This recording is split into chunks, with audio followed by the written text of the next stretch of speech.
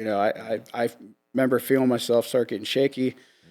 I'm like, why do you have my video? And they kind of chuckle amongst themselves, and he turns it around, taps a couple times, flips it around again. It's another video that I had from 2 years before that had got removed, deleted, and I never seen it again. Yeah! Oh, yeah! Oh, you're kidding me. Welcome to the Dangerous Jim Show. I am Jim Miller. What a great show we have for you today. We got UFOs. We got CE5 meditation. We have UFO sightings. We have intrigue. We have espionage. We have all kinds of different things today. I'm super excited to welcome my guest today. Is Mr. AJ Schneider. How's it going, Jim? Good, man. Now, AJ has written a book, and let's talk about it for a second. Full disclosure, AJ's a buddy of mine.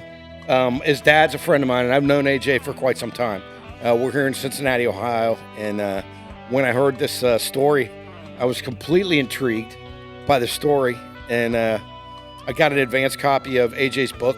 Why don't you put that up there, Zeke? The book is called Intermundane. AJ Schneider, Intermundane. You can see there's the front and the back. Looks pretty good. So bring that music down just a little, and let's dive in. So welcome to the show. Thank you for having me. Everybody. This is AJ Schneider. Now we're right here in Cincinnati, Ohio. The book is called Intermundane. Yes, now, sir. have you ever written a book before? Never. All right. Never. I'm the last guy in the world that would write a book. Do you think you'll ever write another one? Not another one. Not another one? Nope. Okay. My wife will agree. Okay. So let's just talk about, before we dive into the specifics of the book, let's talk about the why. Why did you write the book Intermundane? I wrote the book because I'm in a position where I don't know anybody high up to get this out. Right. You know, I literally put in the first paragraph, I can't go on a podcast and talk about this. You know. Right. I saw that. But before this happened, you know, it's kind of coincidental that you got a hold of me. Mm-hmm. But I didn't know how else to do it. I had no way to get this out. Right. You know, I don't know anybody high up. Mm-hmm. I figured if I write the book, put it out, somebody involved will notice it. Right. Somebody will know what I'm talking about. Right. Other people will come forward. Right. And I just kind of want to be that bridge for other people. I get it. Okay. So, and you want to, what you became was something called a civilian psionic. Correct. Right? That's psionic. Zeke, is it psionic? Civilian psionic. Psionic. Yeah. It's kind of a new term. I never heard it myself till a couple months ago. Did you hear Zeke just did bionic? Yeah. It's not bionic, psionic. I like that. That was Yeah, fancy. yeah. So you've had all kinds of experiences with extraterrestrials. Let's break that down. Correct. And the why is you want people to understand that, and also to be aware of what's going on out there Absolutely. as far as communication with extraterrestrials. So what is a civilian psionic? We are people who can connect to the ET. Right. You connect with them, right? Yes. And that is done through meditation. Correct. You connect through consciousness. Right, through consciousness. Now can you give me a rundown of CE1 through CE5? Let's talk about the different ways that we, the normal people, can communicate with extraterrestrials. Yes. CE 1 through 5 is close encounter. Yeah. That's the scale of it. Yes. Close encounter of the first kind is simply seeing a UFO. Seeing a UFO. Just witnessing one in the sky. I feel like I've seen one. I know you've seen a bunch of them, but I feel like I've seen one. Okay. Yeah. Close encounter the second time is there being physical evidence that a craft was in the area, whether it be dead brush, you know, things growing different in different areas, but physical evidence that something was there in the spot. Got it. Close encounters of a third kind is basically seeing a being. Right. Seeing a being in person, you know, thus the movie Close Encounters of the Third Kind. Great movie. Got him walking out. Yeah. That's what that movie's about. Right. Close Encounters. So you're seeing them. Correct. You Okay. see them in person with your own eyes. Multiple witnesses. That's considered a CE3. Right. CE4 would be considered abduction. Abduction. Abduction. Do you believe in abduction?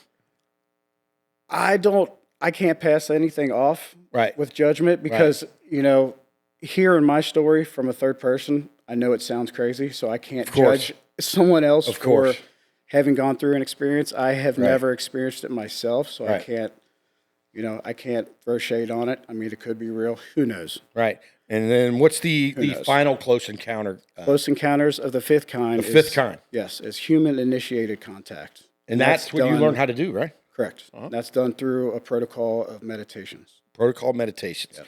Now, did you have before we dive into the protocol, did you have a meditation life prior to all hell breaking loose with all this? Yes, I had a lot of, I grew up a little rough, and I had a lot of anxiety issues and depression issues, on and off medication. Nothing was working.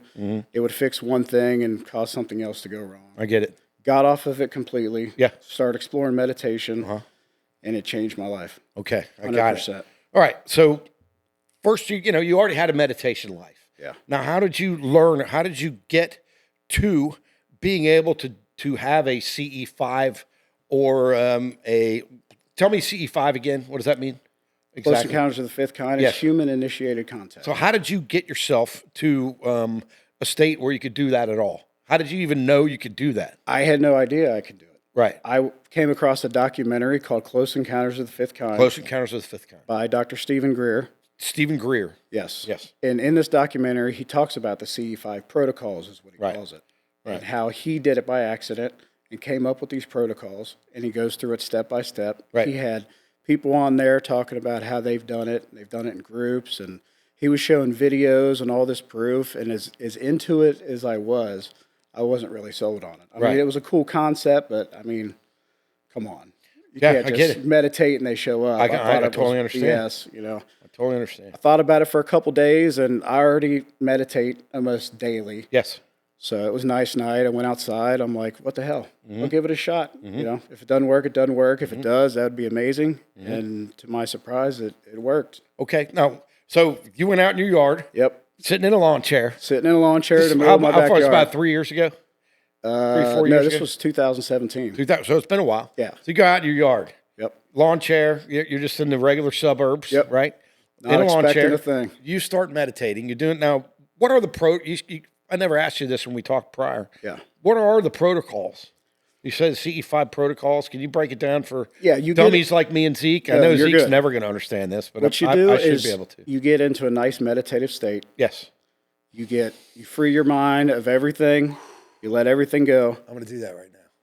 Go ahead. And then you picture where you are on the planet. I'm picturing myself right here. You picture exactly where you are in your backyard. You zoom out. You picture where your city is, where your state is, all the way to if you're looking at a globe. Got it. And the concept is the ET, being as advanced as they are, can tap into that consciousness stream. Right. And this is basically you giving them a roadmap to where you are. Okay. And you invite them into the location. Invite them in. Yes. Now, if I did that right now, do you think an alien might rent U-Rock Studios to maybe practice with their band or use? Wouldn't that be great? That'd be great. So best podcast ever. Wouldn't that be great? That'd be great. Okay, so now you're in your yard, right? You did the CE5 protocol. You relaxed. You started sharing your location, which it's not unlike Google Earth. No, it's just a repetitive thought. Right. That's all you got to do. Repetitive thought. And then all of a sudden, everything went silent. Everything was silent. You're in a lawn chair in your backyard. Yep. Everything went completely silent. Just like this. No crickets, no birds, no nothing. Total serene. I mean, I've never felt this level of calm in my life. Right. It was kind of overwhelming, to be honest. And then what? And I was happy about that. I was satisfied with that. Just being calm and serene. That's a real challenge for someone with anxiety issues. It's an extreme challenge. Hell yeah. I was very happy. That's right. And then what? I look up. Look up. And right above me is 5 lights in a circle. 5 lights in a circle. Yep. And the hillbilly in my blood, my first thought was that looks like lug nuts on a tire rim. Because that's exactly how they were. Okay.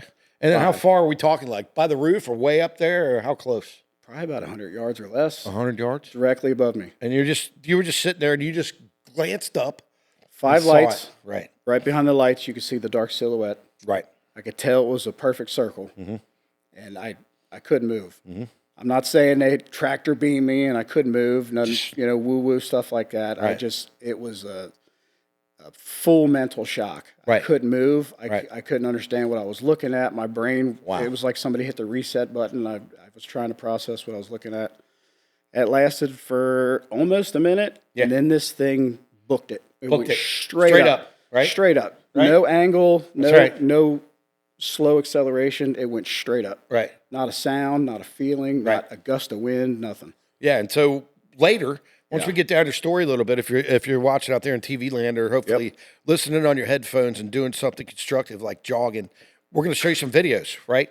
We're going to show you some videos. Yep. But let's keep on going. So you saw this, right? Yes. You knew you had. Now all of a sudden you knew you had a gift, right? And this just goes back a long way. Not a gift, but I was extremely lucky to see it. Okay, That's what I felt like. Right. I didn't know. You didn't realize I it didn't then. realize that, what I did was repeatable. right. And so you went on with your life. Yep. Did you? And I'm sure you told everybody. Holy shit! I did you tried tell to. people? I talked to my wife. She looked at me like Right. I had 3 heads. I Right. talked to my dad. He's like, yeah, that's a cool story, but whatever. Right. And it became very apparent very fast if I was to pursue this anymore, it was going to have to be on my own. Okay. And so once that happened, you started pursuing it. What did you do next? I tried to repeat it. I would try it for a couple weeks. Nothing would happen. I start getting discouraged. All of a sudden, it started happening. It started happening on a regular basis, and I was able to do it. Right. And I couldn't exactly figure out why it was working. Right. But I knew what I was doing was working. Right. And I'd start kind of on my own doing research into the consciousness field. Right. And meditation as much as I could. Of course. I wanted to figure this out. Go back to the same spot every time in your yard in your chair? Right. No, different spots. Different spots. Different spots. Now, you did get repeated sightings over this time using the CE5 Close Encounters with the Mind protocol, right? Right. Right. So it was working for you. Yeah. And did anyone else ever see it when you were doing it? Were you by yourself, or how did that work? I would take pictures here and there and show my wife. Right. But we had young kids at the time, and she thought it was goofy, and any spare time she got, she really didn't want to spend doing it with me. She was cool that I was cool with it, but Yeah. Well, if you're anything like me, when I was your age, I was high on a lot of stuff, and anything that I saw, my wife didn't believe me because she had no idea what I had going on. So I don't know. And I don't know what your lifestyle was at that time, but and then obviously you want to talk about it. I mean, hell this yeah. is one of the coolest things that's ever happened to me, and I couldn't talk about it with anybody. Right. I tried, and I would get the looks, and I get it. I've been on the other side of it. I completely understand it. If you don't believe it, you don't believe it. It was a hard realization that this was not only the coolest thing that ever happened, but I couldn't discuss it with anybody. I get it, man. Yeah, because people think you're a crackpot, man.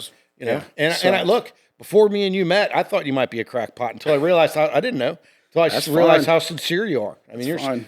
there's no way, as sincere as you are, that you made this up. Healthy skepticism is wanted in this area. And I there's a wanna lot believe, out too. there. I wanna believe. 90% of the things you hear is total BS. All right, so throughout you're doing these CE5s, and then sometime around, sometime between 2017 and 2021, 22, we're doing this. You're getting repeated sightings. You're taking pictures, and you decide you're going to take some mushrooms to see if you can enhance this CE5 experience. Is that correct? Well, we did a big move. Yes. A family moved to a whole different town, whole Right. different school district for our kids. And somewhere along the line, I don't know what happened. I don't know if mentally I was off track or what, but for a good 3 or 4 months, I would attempt it. Nothing would happen. Couldn't get it going. Couldn't get it going. And it was upsetting because, it was like I my get it. little secret superpower. I mean, it was cool. It was like, I totally it really understand. upset me. And the more I researched it and looked into it, it was obvious the psychedelic route was the next step in the process. Right. Now, we're going to talk about this a little bit more in this podcast, but the Correct. psychedelic drugs and connections with extraterrestrials and other things is very common. It's been happening for a long time. They've been studying it for years. So what do you at know CIA. about that? At the CIA, right? At the CIA. Yeah, what else there's do you know? documents on the website that talk about them doing it. Okay, so you take some mushrooms one night, Yep. and you're inside. Tell me what happened after you took the mushrooms. That was my first out-of-body experience. Okay. It was my first genuine experience with psychedelics, Right. so I didn't know exactly what to expect. Right. I went into the deep meditation, but this time was Deeper. It was it Okay. was deeper. Okay. Something opened up. Right. I got to a point where I opened my eyes and I'm standing in a room and I look in front of me and there's a dude sitting on a couch with headphones on. Right. And I didn't realize it at first, but it was me. Uh-huh. My immediate thought was, holy crap, this is what everybody's talking about with the mushroom trip. I understand. I'm out of my mind. Right. And then out of nowhere, I go straight up above my house, straight up above my town, city. I see lights. I'm floating in space, looking at the Earth, and I'm thinking, I fell asleep during this. This is the coolest dream I've ever had. Right. You know, I start feeling a vibration feeling, and I start going back down, back to the city, back above my town. I seen the top of my house. I open my eyes, and I'm sitting on my couch. Right. And, you know, I've taken a lot of drugs we just talked about, and I've expanded my consciousness and the things that I think about through extensive drug use. I've also realized that some of it was nonsense, but I believe Definitely. I believe that there's nothing wrong with some sort of psychedelic helping you improve your communication. Right. Why not, man? I mean, it's a plant out of the ground, right? And I didn't take it seriously thinking what actually happened. I legitimately thought, you know, I experienced mushrooms for the first time. That was pretty cool. I get it. Because if it really did happen, why didn't I see anything? I didn't have any contact. I didn't see anything happen. So I'm thinking, you know, that was just a good night. We'll put that one in the books. You know what I mean? I tried. All right, man. Nothing happened. And so you take the mushrooms, and then a day or two goes by. The next day. All right, Zeke, you got this ready? Day. So this is what I want everyone to see. Take a look at this video, everybody. You can hear my kids. You can hear saying bye to it. You can hear AJ's kids in the background. Look Showed at up that. right above us, right above the tree line. Let's look at that for a second. You can hear my kids saying bye to it. They're the ones that pointed it out to me. Right. Look at that. Now, Zeke, can you play that one more time? Hey, look at that handsome fella. Hey, man, I had to throw the face in there for people to believe that. I totally get it. Okay, there it is. Video's a little longer, the original, but my kids are in it, and I didn't really want to put that up. What part of the city is this in? Like Cincinnati, right? Cincinnati, yes. Like, so right near where we're sitting right now. Yeah, not too far. Look at that. Now, look, you're just standing there, and all of a sudden... Broad daylight. Broad daylight. You go up, and there it is. I mean, I had sightings before, but it was very distant, far away. I've never had anything up that close to that point. So let's talk about what people will say it is. It's a balloon. It's this. It's that. What do you say? Whatever you want. But say whatever you want. Analyze it. Pull it up. I don't care. I don't know, I man. welcome anyone to look at that video and tell me what it is. But I would submit that you've been working on this and this communication, and I believe it, because we're going to show the fact of what happened because of that video. Shows you what it was. All right. So you've been having these, you've been seeing these UFOs. Yep. You decide that you're going to put, like, I'm sure you put that on social media, right? I put it on there immediately. Right. I was so blown away. You put it up on your it. Facebook page. I did. Okay. And then what happened when you did that? Woke up the next day to check it. Yeah, of course. I didn't know if I was going to be getting made fun of on there. I didn't know if someone, a lot of holy shit, what is that? Yeah. But I expected something. I log on, try to log on. Right. Not only is the video gone. Right. My wife tries to find me on Facebook, can't find me. Your whole profile was deleted? Everything's off. So Zeke, never post UFO videos on your Facebook profile because you will be deleted, Zeke. I already told you we were going to end up on a watch list. See? Now you don't know. Now, what I want you to do while we're doing this, I want Zeke to see a UFO. So while we're doing this, try to do some CE5 in your mind too. It's a little distracting. Doesn't exactly work that way. All right. So you put up the video we just saw, amazing video, right. And your page was gone. It was gone. Completely gone. It was gone. Okay. Completely gone. And what did you think then?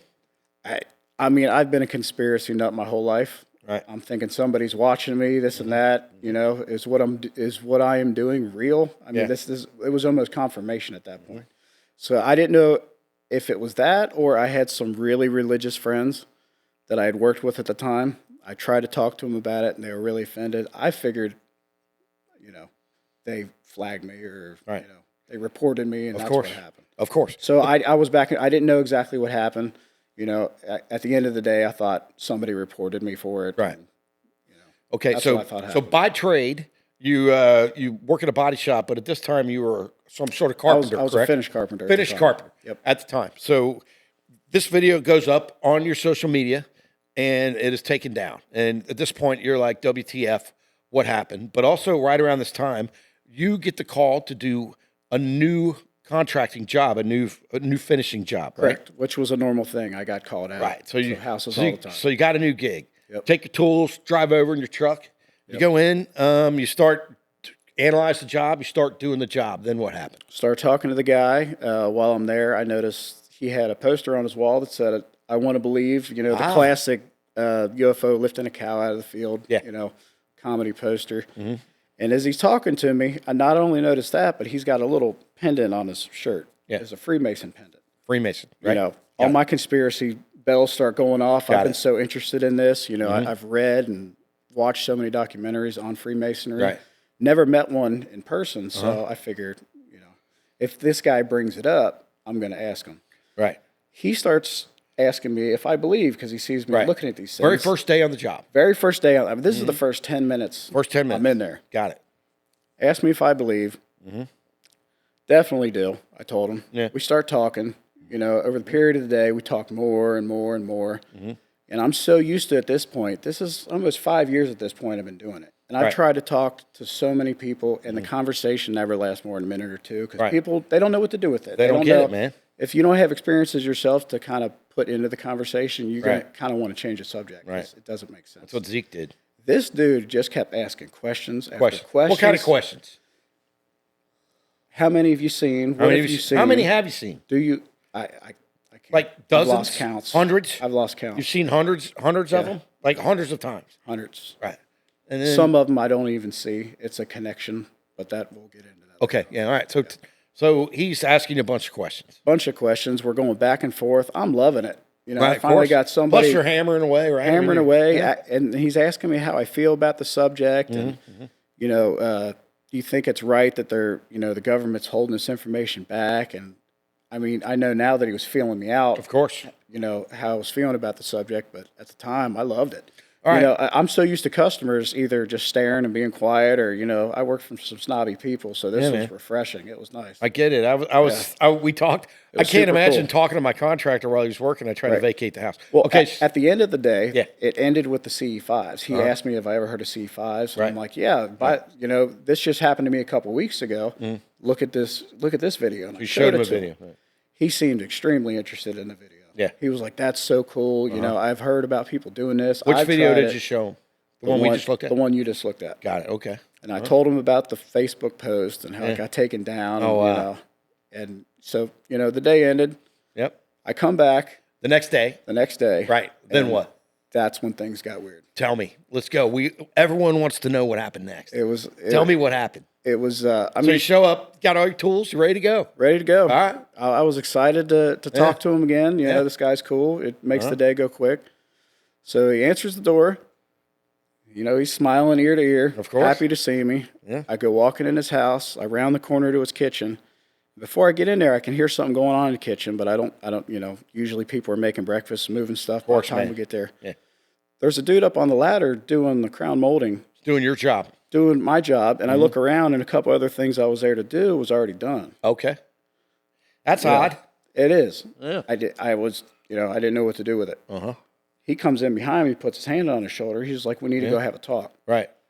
I'm thinking, oh, shit, he doesn't like my work. I'm about to get fired. Either that or he's attracted to you or something. Something. I didn't know what was going on, man. I tried that with Zeke. It didn't work. Go ahead. I wouldn't recommend it. No. Okay, so day 2, now you're going to have a talk. Tell me. I want to have a talk. Tell me. He takes me down the hallway of his house. We go into what's obviously an office in the house. And there's somebody already in there sitting at the desk. Another person. Yep, with a laptop in front of him. Oh, for God's sakes. Okay. He said, you know, this is so-and-so. He is also a Freemason. We'd like to have a chat. Immediately, I'm like, well, this is awesome. What is this about? Okay. You know, so you were excited. You felt good because of about our it. conversation the day before, and he knew I was interested in the Freemasons. So I'm figuring, oh, well, he let somebody know we talked about. Somebody's here to talk to me more about it. Right. You know, I kind of motioned, you know, what's up with the dude out there doing my stuff. He was like, you know, don't worry about him. He's just helping us out, this and that. All right. Kind of weirded out. That's weird. That's the weirdest part up to this point. Yeah. He sits me down. The guy sitting at the desk does a couple taps on the computer, turns it around, and it's the video that you just seen on his laptop. Wow. Okay. Then what? Silence. How do you think he got that? Silence. How did he get it? Deafening silence. Deafening silence. I didn't know what to say. Right. You know, I remember feeling myself start getting shaky. I'm like, why do you have my video? And they kind of chuckle amongst themselves, and he turns it around, taps a couple times, flips it around again. It's another video that I had from 2 years before that had got removed, deleted, and I never seen it again. Right, because got knocked completely off your phone. Yeah, it wasn't on my phone anymore. It wasn't on Facebook. Right. You know, I couldn't find it. And this is the first time I had seen this video in 2 years, and I didn't know what to do with it. I'm like, how the hell do you got my video? What's going on? Right. And you know, they're still smiling at each other. Of course. You know, like an inside joke. Of course. And he pretty much said, "Would you be interested to know that there's other people who can do this?" Ah. And I didn't know what he's talking about. I'm like, "What do you mean do this?" Do this. He was like, "Make contact." Right. You know, bells start going off again. You know, everybody at my work at the time made fun of me because when I talked about it, I'm the weird alien guy. So I'm thinking, they're messing with me. This is awesome. You know, this is funny as hell. They did good on this one. But I could tell by the way they were looking at me that it wasn't a joke. Right. And you told him yesterday that you knew about CE5s, and I don't 100%. know. Did you tell him you knew how to do it on the first day? You told him you knew what to do.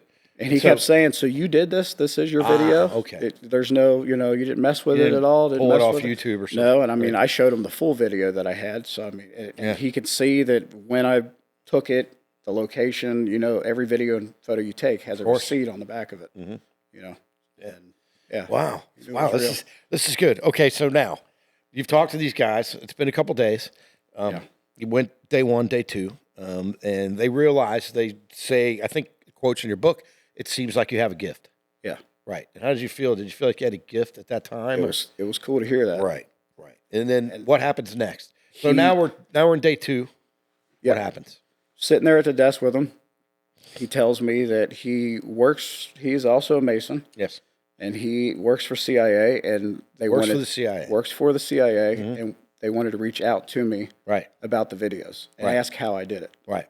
They want to know. They're interested in your techniques. It was like Christmas morning. Right. I mean, for somebody like me, so into this stuff, for this to like be happening taking live, you seriously. Right. Yeah. Not only are they interested, like, holy crap, this is what I watch and read about, and it's happening right in front of me. And he asked me if I'd be interested in working with him. Right. To show him how I did it. Right. Wow. And it was, it was almost too much to handle. Okay. It was almost too much. And so then we'll fast forward just slightly. Yep. They arranged for you, and correct me if I'm wrong. Yep. After that final, they arranged for you to have a different job. Correct. That was not you weren't a contractor anymore. Now you're going to work in a body shop.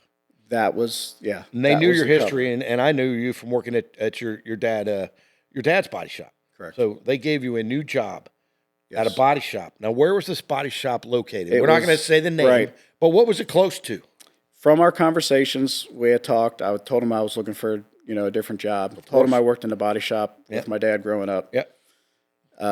They had a body shop that he happened to work at less than a block away from an airport, where he himself would take the flights back and forth to Virginia and back with other people who are involved, and for his own stuff that he would do. Right. So when we talked in private, you weren't comfortable about mentioning the name of the airport. Correct. So I'm not going to mention it, but it's a small airport. It's a pretty dead giveaway for the shop. It's a small I'm airport. not here to throw anybody under the bus with that, because they're good people. Right, of course not. So they give you a new job. Yeah. And then what happens from there? At the body shop. Right. And that's when I start taking the flights. Okay. 2 to 3 days a week. Okay. So they give you a new job, and at this point, they explain to you about, you already knew about a place called the Monroe Institute. You're probably already familiar with that with your I had UFO heard about stuff. it before, yeah. Right. So tell me what the Monroe Institute is, and tell our dozens of listeners, what is that? The Monroe Institute is a place where you can go that teaches you how to navigate your own consciousness. Right. It teaches you meditation practices. It teaches you how to control your emotions. Right.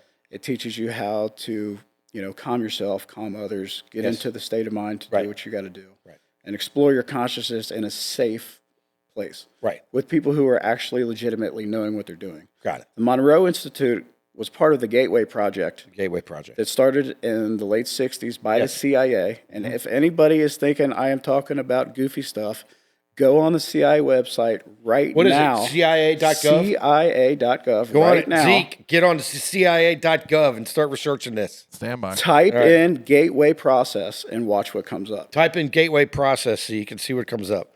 All right. It is there in pure black and white. So it's been around for a long time. This is an accepted thing. They did it. They implemented it.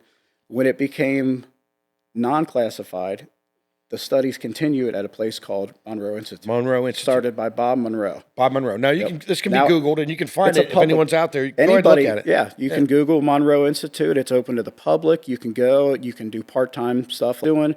You can go and live there for a week or two and kind of have a sabbatical there. And of course, man. Chill out, learn how to do just stuff. rewire your Now, brain. I happen to know this because I'm a professional musician and also I'm a professional podcaster. By the way, this is the Dangerous Gym Show, and this is my guest, AJ Schneider, who wrote the book Intermundane. Now, break this down for me. When you're at the Monroe Institute, you're working on training your right side of your brain, right? Now, there's a lot of people out here that, I don't know, God knows the level of people that are watching. I'm just joking. Now, break down the right brain versus the left brain, because I know Zeke is left brain completely. Right. Go ahead. The two hemispheres of your brain, the right side of your brain, the left side of your brain. The left side is more logical thinking. Figure stuff out. It's actually the more powerful side of your brain, because that's what we need to survive. Of course. For millions of years, that's what we've used. You can't be daydreaming and walk off a cliff. Correct. Right. The right side of the brain is more kind of artistic and, the imaginative stuff like that. And what they would use at the Monroe Institute was called hemisync technology. Hemisync. And this is binaural beats. And by binaural beats, I mean, if someone would put 100 hertz in one ear, 104 hertz in the other ear. Zeke, give me some of those beats. You can't hear it naturally. You can't hear the difference. Okay, now, can you hear that? I can. Is this it? It's a watered down version of it, but it's it. So, I can feel it in there. That's definitely it. All right, so when you're training your right brain, if anyone out there wants to train your right brain and learn about CE5 meditation and communicate with extraterrestrials, you would start with, this is obviously. It's just throwing me off. I wasn't expecting it. Yeah, it's pretty cool. So let's try it. Keep it going, Zeke. Just try it for a second. Man, we've been doing a lot of talking. Doing good things. I'm in the right brain. I'm picturing you Rock 2 Studios right now. Picture with me. I'm picturing it. And what this is actually doing, if you have 100 hertz in one side of your brain, 104 hertz in the other, you can't hear the difference naturally. Right. But what your brain's going to try to do is take those two different frequencies and try to balance it out.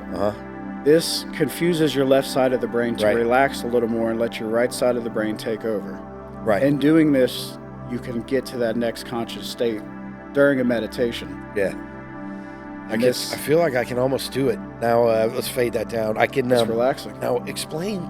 This is something that I found super interesting when me and you were talking. Yeah. Explain your radio analogy. So now I'm in CE5. I'm getting there, man. I almost feel like that I'm communicating with something. But break down for our dozens of listeners and watchers what. Everything works off frequency. Frequency. Right. And if you look at consciousness, it is in itself a type of frequency. Yeah. And you have to learn how to tap into certain frequencies and certain levels of consciousness in your brain to be able to remote view or to be able to make contact. And that's what you were doing at the Monroe Institute, right? You were streamlining that so you can tap in. You're practicing it's all out there. All you have to do is learn how to tap in. Right. And the best example I have for this is it's something people do every single day. You get in your car, you want to hear a radio station, you hit that button on the radio station, your favorite station pops up. Right. It didn't just magically pop up when you hit that button. That's right. That frequency is out in the ether all day long, just waiting for you to hit that right button to tap into that frequency. Right. And that's exactly how this works. Right. There's many different frequencies and there's many different depths of consciousness all around us, and you just have to learn how to tap into it. I love it. So it's almost like, remember you explained to me when you're... It's a dial. You just got to find where that sweet spot is. Then you find it. So you're in between, and then you're trying to just find it in your head. So you do your right brain training. Yep. You're down here at the Monroe Institute. You're flying back and forth, right? Yeah. And tell us about the cover story that you had during the time you were going all the way to the Monroe. Now, the Monroe Institute's is that Virginia? It's in Faber, Virginia. Faber, Virginia. Some say Virginia, some say Virginia. Now, it was in Faber. Faber, Virginia. Gotcha. All right. It's got to be funny a little bit, too. It's a beautiful place, man. It looks like a postcard. And so let's talk about, like, when someone, your family doesn't know about this. Let's talk about the secret, secretive nature of this. All your old lady knows, all your old lady and the rest of your family knows you got a job at a body shop. Your dad, Tony Schneider, he's super proud of you. You got your chops working in a body shop, so people think you have a new job. Yep. Tell us about the location on your phone. So you go to your job. It's close to an airport, and everyone has location services on the phone. Everybody has a GPS on the phone. GPS, thank you. And they would do a scan on the phone every day. Scan on the phone, right. To ping it. I could take my phone with me, but the scanner, and if anybody out there is listening that was part of this, you're going to know exactly what I'm talking about, because I'm sure they used it on YouTube. Yeah. It looked like a little vape pen, and they would keep it on them at all times, and they literally would scan the phone. Right. It would make a ping noise. Yeah. You're good to go. Zeke, are you vaping in there, or are you scanning? What are you doing with that pen? Are you Scanning. You're scanning. There you go. I thought he was vaping the whole time, and he's not. But all right, so your phone is showing your location at work. Yeah, even though phone you're would on a show plane. that I'm there all day, even when I'd make make phone calls to my wife, because I would call her regularly on lunch break. She would almost expect it. So when I would take my break there, I would have to call her on lunch break. I get it. So I get it. Nothing weird. Okay, so you're down there training your right brain. You're doing the binaural beats. What do you call them? I call them binaural beats. I might be saying it wrong. It's the same thing, but there they call it hemisync. I'm just used to hearing it, Okay, so you go down for your very first day at the Monroe Institute, right? Very first day. Very first trip. Very first trip. Yeah. So it's a couple. Yeah, it's a day first days. trip wasn't actually to Monroe. Right. Like they were trying to see how it would work out time wise. Got it. Right. Got it. And then you're coming back. You're coming back on the plane. Yeah. And the people what are we going to call it? Bill and Nick. We'll call them Bill and Nick. Well, the people that were the people that were handling you and getting you from Cincinnati to the Monroe Institute and back. They hand you an envelope when you're going back on the plane after your first trip. They wanted to test my remote viewing. They want to test your remote viewing. So tell us what happened. Here you go. Here's an envelope. Go ahead, take it. Here's your envelope. All right. Go ahead. What happens next? They close all the windows on a plane, let me get into meditation. They told me I'm supposed to put intent on this envelope to see what it is. Right. So I get into, I've never done, this is my first, this is before, before I was actually at Monroe. So I had never attempted, I've heard about it obviously, but I'd never attempted it myself. Mm-hmm. So I go into meditation, I'm thinking about the envelope. About 20 minutes later, I start getting these little fragments here and there. I mean, the best way I can describe it is Joe McMonagle. Have you ever heard of Joe McMonagle? No, go ahead. He was CIA remote viewer #1 when they first did this stuff. Right. And he's got the perfect analogy for what this is like. He says if you hold up a piece of cardboard about 5 foot from you, right, you poke a hole with your finger in it, and you're trying to look through that hole to see what's on the other side. Yeah, that's not 5 feet, but I can see. And that's kind of what it's like. You get bits here and there. You're trying to see. But I didn't know exactly what I was looking for. Right. I was just... You're trying to keep your mind, trying to keep the right brain open, man. And I'm sitting here thinking one thing's going to pop up, one individual thing, and I keep seeing different things. I start seeing a pyramid. Right. There's a pyramid there. There's an eye above the pyramid. I immediately think, well, I just watched Ancient Aliens the night before. I'm thinking of like the intro or something I watched. I'm seeing a bird. I'm like, this isn't making any sense. I quit the meditation. I was ready to throw in a towel. Like, I'm sorry, I'm not cut out for this. It's also a lot of pressure if someone hands you an envelope and tells you to visualize it. I don't know how you're supposed to get to CE5. Well, and I'm still trying to accept it in my own brain. I'm part of it and still thinking this is crazy. This is BS. So he's like, well, what did you see? And I seen a pyramid. There's an eye. There's a bird on it. I don't understand what it was. I think I'm just imagining stuff. Right. He grabs the envelope, pulls it out. He was like, you fucking nailed it. Wow. He slaps the dollar bill down on the table right in front of me. There's right on the back of the dollar bill is exactly what I seen. Wow. Couldn't believe it. You had it. Had it. That is fantastic. Couldn't believe it. So here's what we're going to do. Felt like $1 million. We're here with AJ Schneider. He wrote the book Intermundane. We'll put a picture up there for you. We're going to take a short break. There's so much more information that we're going to get to. We're just warming up. If you're listening or watching out there, hang in there. We'll do a couple quick commercials. We'll be right back with AJ Schneider, the author of the book Intermundane. Lots of adventures still to come. Stick around. Zeke, what are you doing in my house? I'm just joking. I think you guys know we're making a commercial. Hi, it's Jim Miller from the Dangerous Gym Show. What happens is I wake up every morning at 5 a.m. I do my yoga. I do my meditation. Then I go into my kitchen and I go to the Keurig and I make myself a piping hot cup of this Wake the Hell Up coffee right here. This is my peanut butter cup flavor. It's made by the Utica Roasting Company over on the East Coast. It has a lot of caffeine, 1 caffeine, 2 caffeine, 3, 4, 5 times the caffeine. I'm not exactly sure, but I make myself a cup of it. I'm extremely caffeinated. It's the Utica Roasting Company. All you got to do is go to Amazon, search Wake the Hell Up coffee, get the peanut butter flavor, super extra strong. I put it in my Dangerous Jim mug. I take a drink and I'm ready to start the day. You need a cup of Wake the Hell Up. Hello, it's Jim Miller from the Dangerous Jim podcast. I'm just letting you know, if you can zoom in and see this, take a look. We're recording this at URock 2 Studios right here in Forest Park. We sponsor stuff. Look, we sponsored a baseball team last year. We need you to sponsor the show. If you want to be a sponsor of the show, the Queen City Outlaws sponsored the show by giving me a T-shirt. If you want to be a sponsor of the show, give me a T-shirt. I wear an extra large. Zeke in the booth wears a large or an extra large.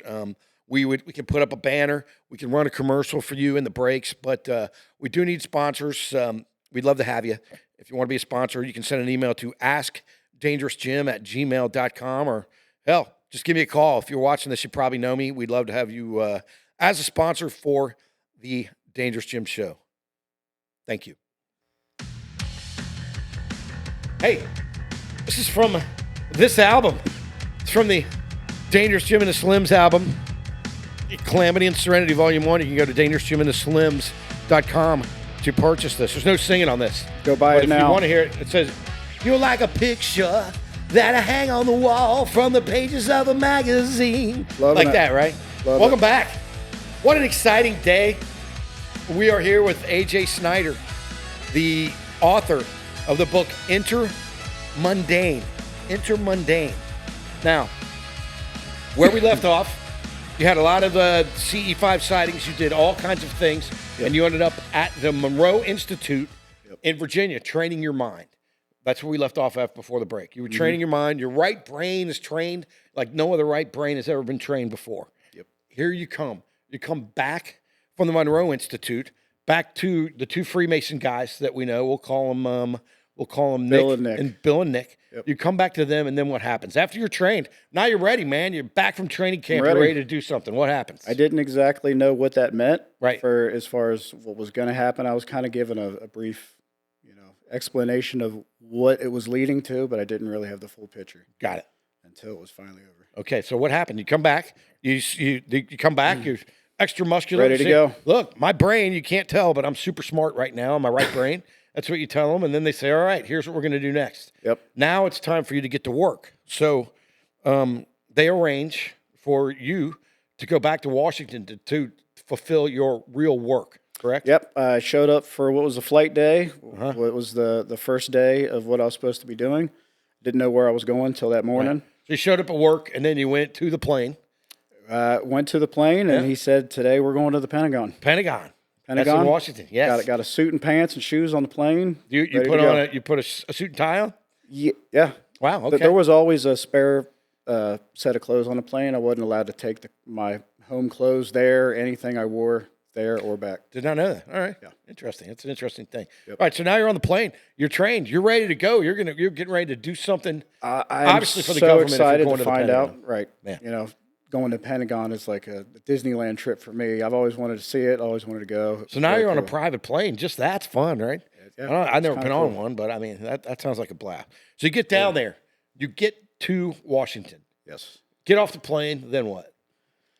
Worst traffic I've ever experienced in Worst my life. traffic, of Didn't know course. that about the place. Right. Thousands of people Right. working in the same place. So you get into some sort of Get there. black government car, right? Yeah, it was SUVs. Oh, yeah. Those black ones. Those are cool. Yep. Right. It's not just the movies. That's what they Right. really Did you have do. a mean-looking guy in the front driving? No. Everybody was really cool. All right. It's not, as Jason Bourne as everybody thinks. All right. Everybody's just doing a job. All right. Okay. So you're there, you land, then you drive to the Pentagon in the bad traffic. Then what? Go to the Pentagon. We go into what is called a skiff. Skiff. No electronics in, no electronics out, no paperwork in, no paperwork out, kind of deal. Now you just explained to me. I think it's called a Faraday cage. Am I saying it right? It's its own version of a Faraday cage. The whole room itself, Right. lead lines, copper wires. We're high level here, so when I point down like this, the definition of Faraday cage is going to appear. Boom. Gotcha. Okay, go ahead. Gotcha. Okay, so now we're there. You're Go into the skiff. Yeah. And we meet the people who are in charge of the program. Okay.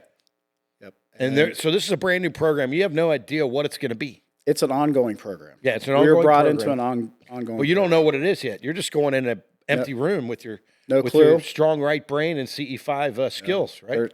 There's a handful of people in the room. Mm-hmm. You know, there's 12 people. 12 people. 12 people. 12 plus participants or 12 participants. I didn't know who they were. 12 people skilled in psionics. Correct. We were all brought there we all had training. You know, 2 of the people from the Monroe was actually there with me. Right. I had no idea they were Monroe. even part of it. You know, we didn't talk about it, so it was kind of cool that we were all spent the last couple months together. Right. Nobody said anything. Right. So you got some bureaucratic people, and you got 12 people that are That's when I met beyond. They have skills that most people don't have. Correct. There was a colonel and a congressman that came into the room Yeah. to brief us on what was going on All right. with the program. Right. And so they talk. Congressman talks, gives some congressman work. Then the colonel. Colonel steps forward and kind of explains what the mission is. Okay. Now, do you want me to say what the mission is, or do you want to say it? Because I took a quote right out of your book. Go ahead. The mission to find out where these things are with remote viewing using CE5 and report to us. Correct. That's the mission. Correct. Okay. So we got a team of 12.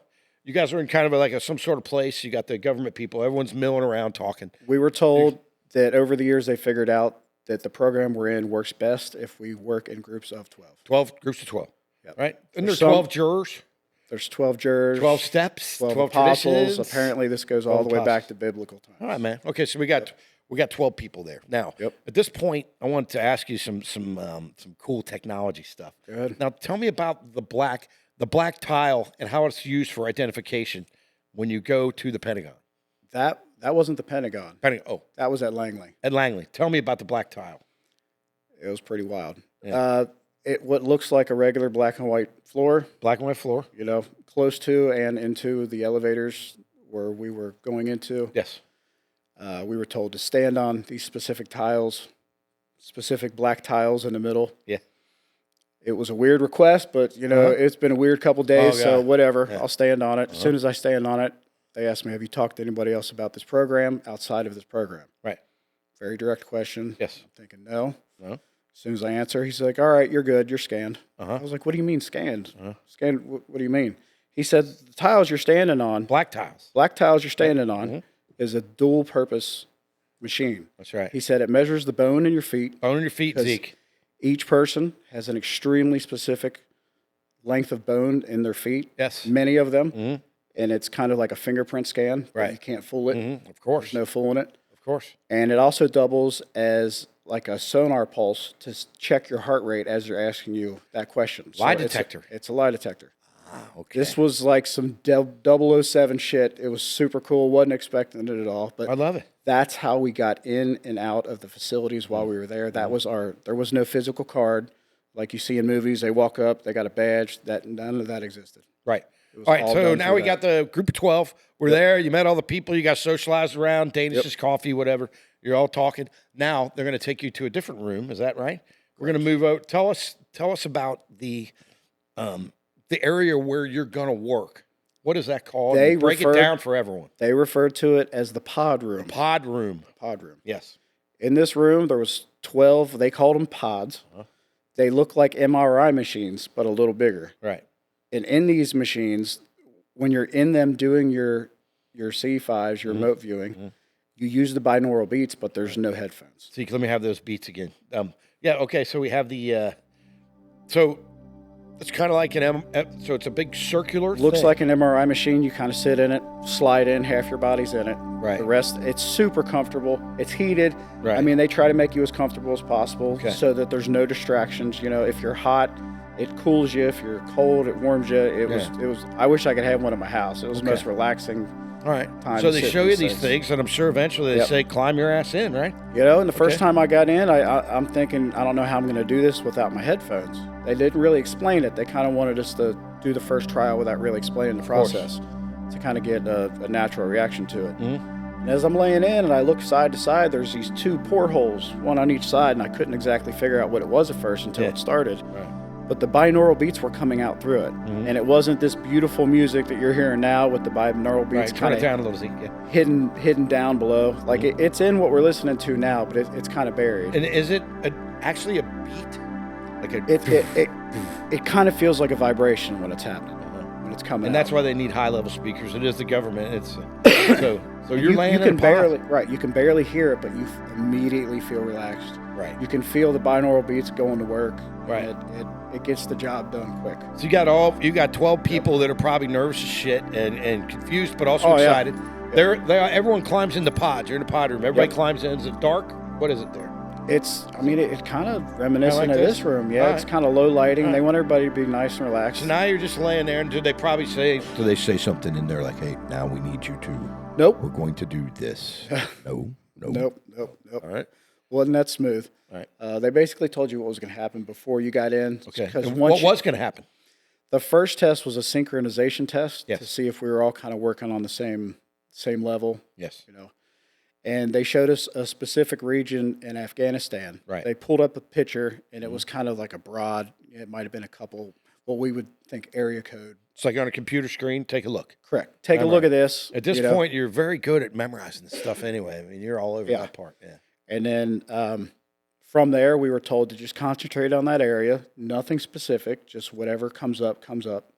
If you feel a presence of a UFO, try to kind of tag onto that. Right. And pay attention to that. Right. So we get in our meditations. We all do our thing. It only takes about 20 minutes at this point. But at Period. times, just you don't even know. When how I long first it is, started right? doing this, I would take 45 minutes to an hour. But in these pods, it happened so fast. It was amazing. Well, I think I don't know. You're the one, but I'm thinking you got better at it. You got better into getting into the zone quicker. You kind of get around the protocols, and it's just Right. You don't need guided meditations like in the beginning. You kind of I understand. to it on your own. Guided meditation being that music, but someone talking to you too. Right, kind of explaining what you're supposed to be doing. Right. Okay.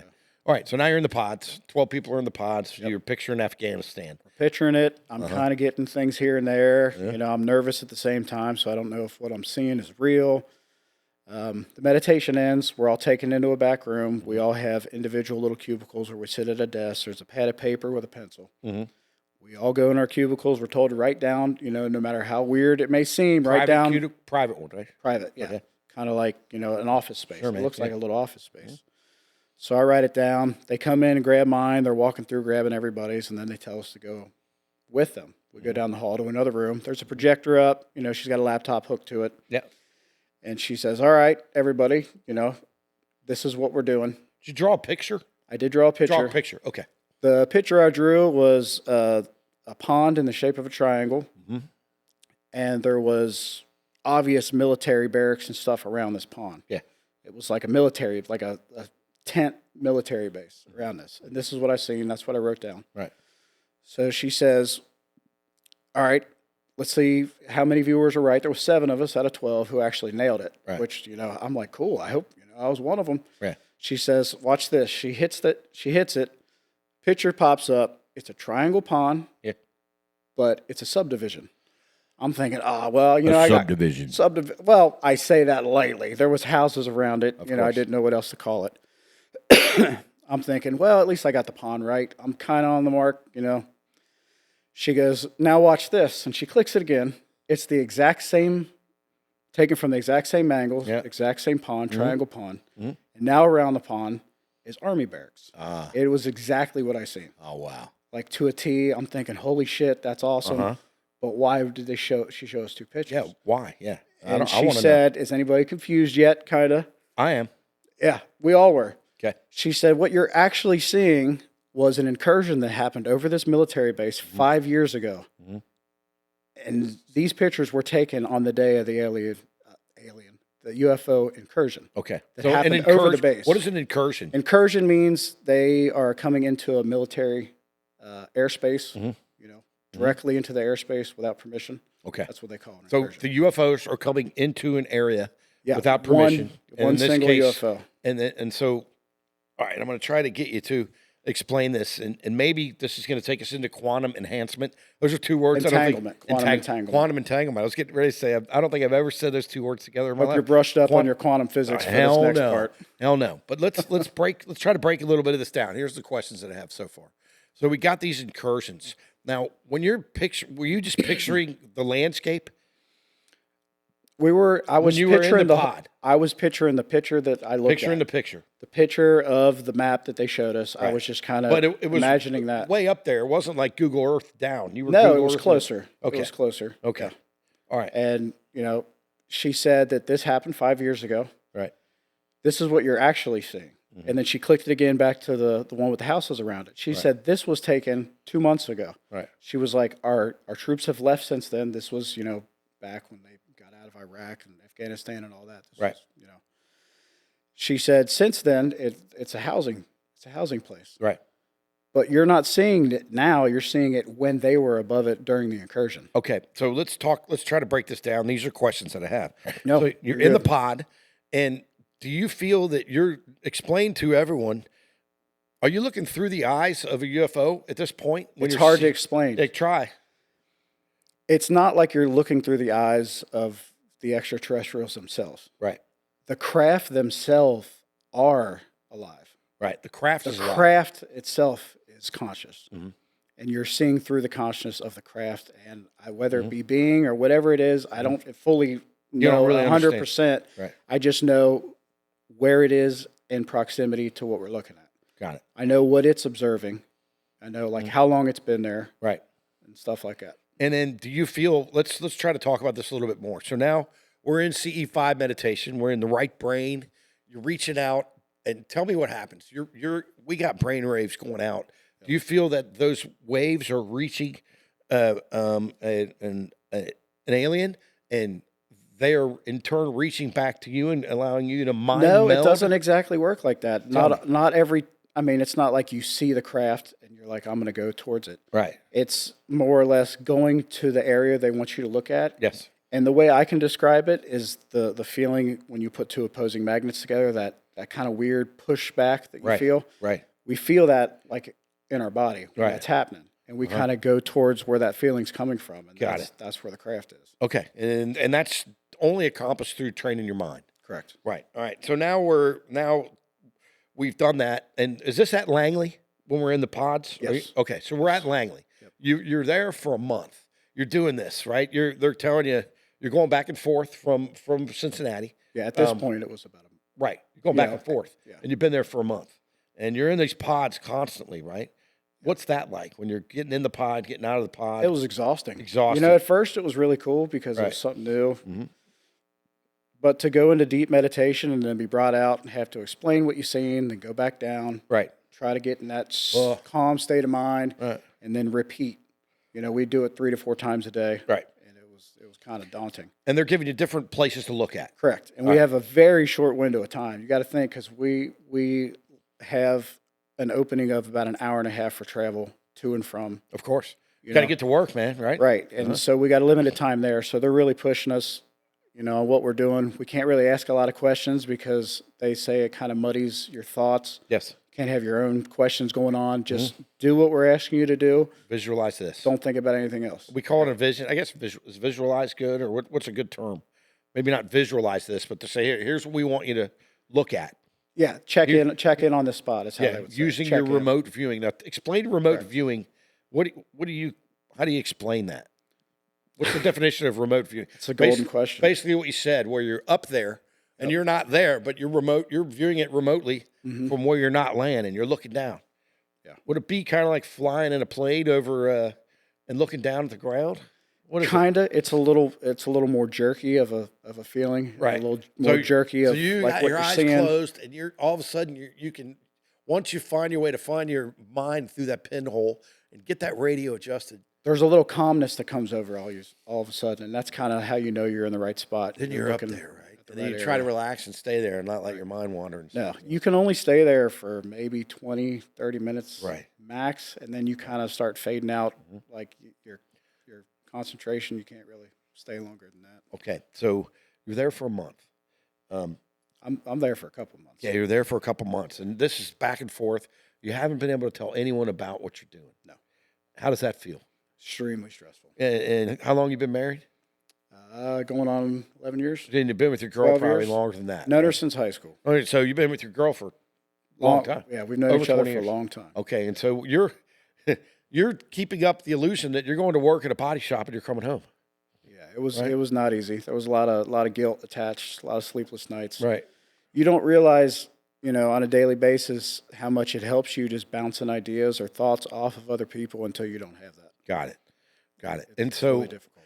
also at this time, and you have pay stubs to back it up. You have all kinds of paperwork. Yeah, I've shown you. I won't show them on here, No, of obviously, course not. but I've shown you the pay stubs. I've shown you the dates when I worked there. Yeah. 2 separate times. Right. I've shown you my Freemason Lodge stuff. And one of my questions that I had for you, are you getting paid for all this shit? And the answer was, your paycheck was being enhanced at the body it shop was for the work you were doing. Significantly being enhanced. Right. And you have documentation of this. If anybody else wants to have AJ on, he's got documentation of all that stuff. So I got all the documents. Don't hesitate to The reach way out. the body shop pays is called flat rate.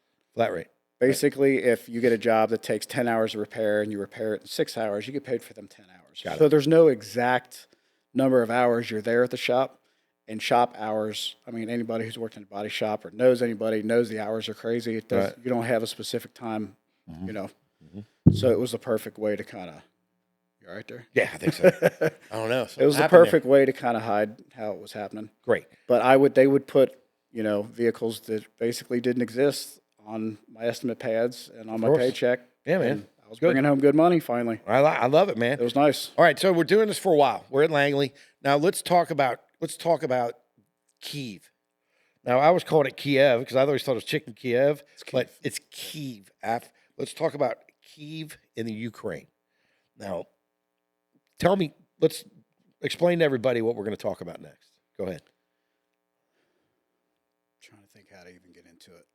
It's kind of a Well, the way I understand it, they asked you after all this time, they wanted you to take a look at while we were doing it, a few of us started pinging on the same area. Okay. Which was kind of rare. Right. For more than one person. I mean, they obviously would have us look at the same spot, but to draw the same thing, to see the exact same thing, right. You might see the same situation and 5 people draw it or explain it in 5 different ways. Of course. But, it started out 1 to 2 of us, and then you were drawn to a certain part Kyiv of the world. Kyiv, Ukraine. Kyiv, Ukraine.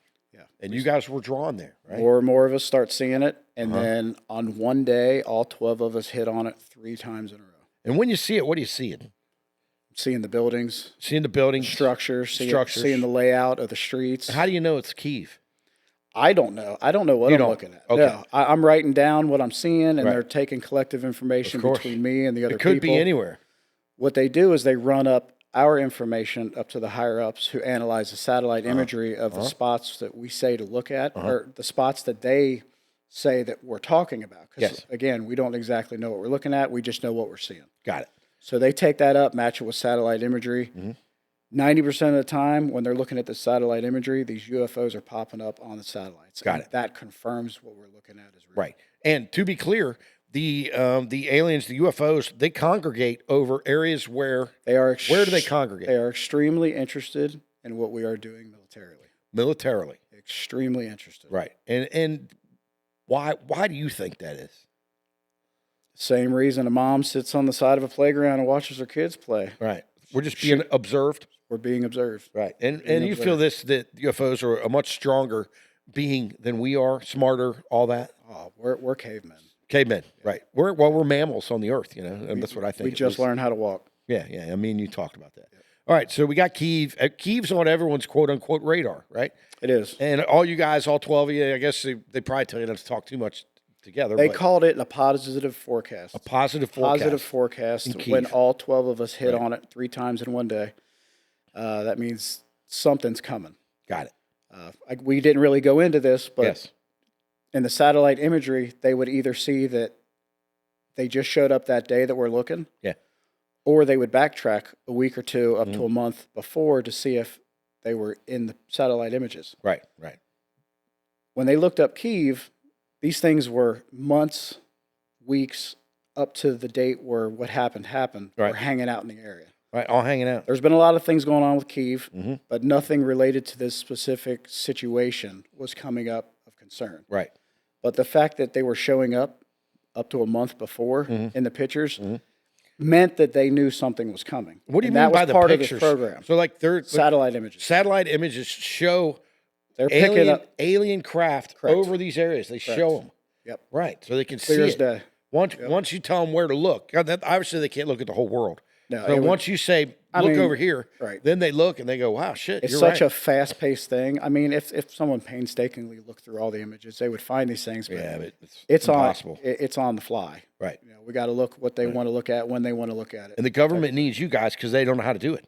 Correct. They need an advantage. They're telling all of us, because everyone involved was super into the ET thing. Yes. We thought we were doing good work, Right. and we thought that telling them where these are and what they're seeing is just a happy byproduct that makes them happy Of course. from the research we were doing. So course. that's what we were told that we were doing there. Right. All right. And so now we're working. Eventually, you go home, right? You everyone knows you guys you're getting these images. Positive forecasts. of Kyiv. Now you go home. Next morning, you wake up, get yourself a coffee, smoke a cigarette. Your wife's inside, and tell me what happened then. Walk in, she goes, "This is really sad. Have you seen this?" And Yeah. I turn around and look at the TV, and it said a bombardment of bombs has been dropped on Kyiv. Oh, for gosh sakes. Yeah. I mean, it was a little hard to deal with. I didn't know what to do. You know, I kind of sat on the couch with my wife and watching it. I was kind of confused. I didn't understand why there'd be something going on when we were celebrated that day. They acted like we were doing amazing things. You I'm like, forecasted it. I don't understand. I don't get it.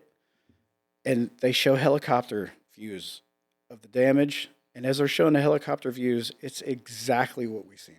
Oh, wow. It's exactly the area. Yeah. It's exact buildings, well, what was left of them, that we had all seen, that we all Right. told them about. Right.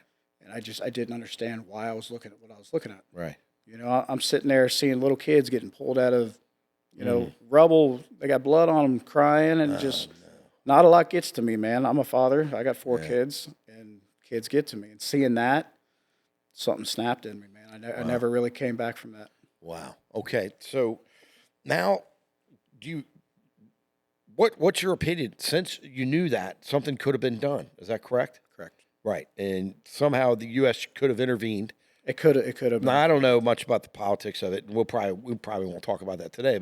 But since they knew in advance something could have been done, and it was not done. Yes. And since you knew Did that, not sit well with me. yeah, and since you knew that, you became a little bit disillusioned at that point of what are we doing? Why are we doing this if we're not going to take advantage of the information? Complete disenchantment. Right. The fun of it sucked right out of it. At Right. That point. And then so now you're at home, you're bummed out, you're going back to work. Couldn't talk to my wife while I was so upset. No, I mean, you don't have anywhere to confide in. It's very lonely. I had to position. leave the room. I couldn't even be in the room with her. Especially when you knew about something that was so horrible in advance, and you have no one to tell about it, and also you have no one. I can't to even rant ask to. about it You because don't I'm have not any- allowed to call or text anybody involved about it. Right. It's like an on-site conversation Of only. course. Yeah, and you got no one to unload your emotions on at that point. Right. All right. So eventually, it's time to go back again. Yep. You got to go back to the pods, to the pod room, the group of 12, etc. But when you go, I thought it was going to be another normal day. I was looking forward to Right. talking to everybody about it because I knew my feelings on it. And I'm Right. sure, we all share the same feelings and about what we're doing. of and course, the only reason it was worth it is because we were told constantly, you guys are really helping. Mm-hmm. You're doing good things. We start having doubt. They'd be like, you're doing good things. Right. Just keep doing what you're doing. right. Now, when you find that out, this is when the feeling of that you were being manipulated by the U.S. government started to come in. Is that correct? That's when it started creeping in. Right. So now you're back. This shit's gone down. Now you got to go back to work. You got to go back. Do they put you on the black tiles? Is that where the lie detector came in? It was at a different location this time. Okay. And that's So when it all came in. the 12 people, the 12 pod people, we'll call it. Sorry. The Come, tiles was an everyday thing. right. So they That's come how you back. get it. Everyone comes back after this has happened. Yeah. You're pissed, but you don't even know the names of the other people, so you don't know what's happened. No. You return. They give you a lie detector test. Why? I thought we were going to have a meeting with the colonel. Yeah. Because of what was going on. He knew everybody was upset about it. He wanted to explain it. I was told that's the reason we were going there. When I show up, he wasn't there. I was taken into a room and put through a polygraph because a couple of the members that morning when they were brought in failed their entrance polygraph. Right. And apparently I wasn't the only one upset about it. And they felt the need to talk about it. Which It was I can't too even big of be a mad burden. at them. I mean, it's so much to not get off your chest. Too big of a burden to bear. It's too much. I get it, man. So you knew of a horrible impending disaster. You could tell no one. Yeah. I'm not surprised that some people go, "This is bullshit." You know, they knew about this and nobody did anything. Right now, you didn't do it. You stayed with it. And let's just talk about that now.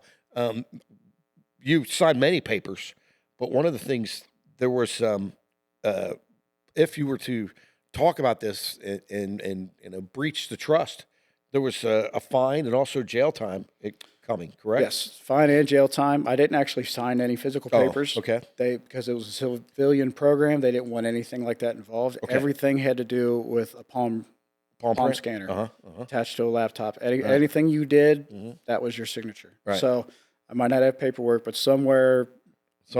My palm signature is on 1,000 different things. And the threat of a lot of money or jail time was on the table should you start divulging this stuff, right? Correct. Now, obviously, we'll get to why you can divulge it now, but I mean, and hopefully I don't get fined. My palm has been nowhere, but let's keep moving. So some people fail the lie detector test. Now we don't have 12 people anymore. Right.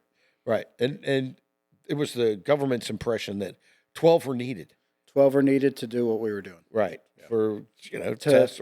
Why do you think that is? Besides the biblical 12, what other reasons? I mean, I don't know. I mean, they talked about that. I don't know if that's the exact reason why, but I mean, conspiracies on it is whatever.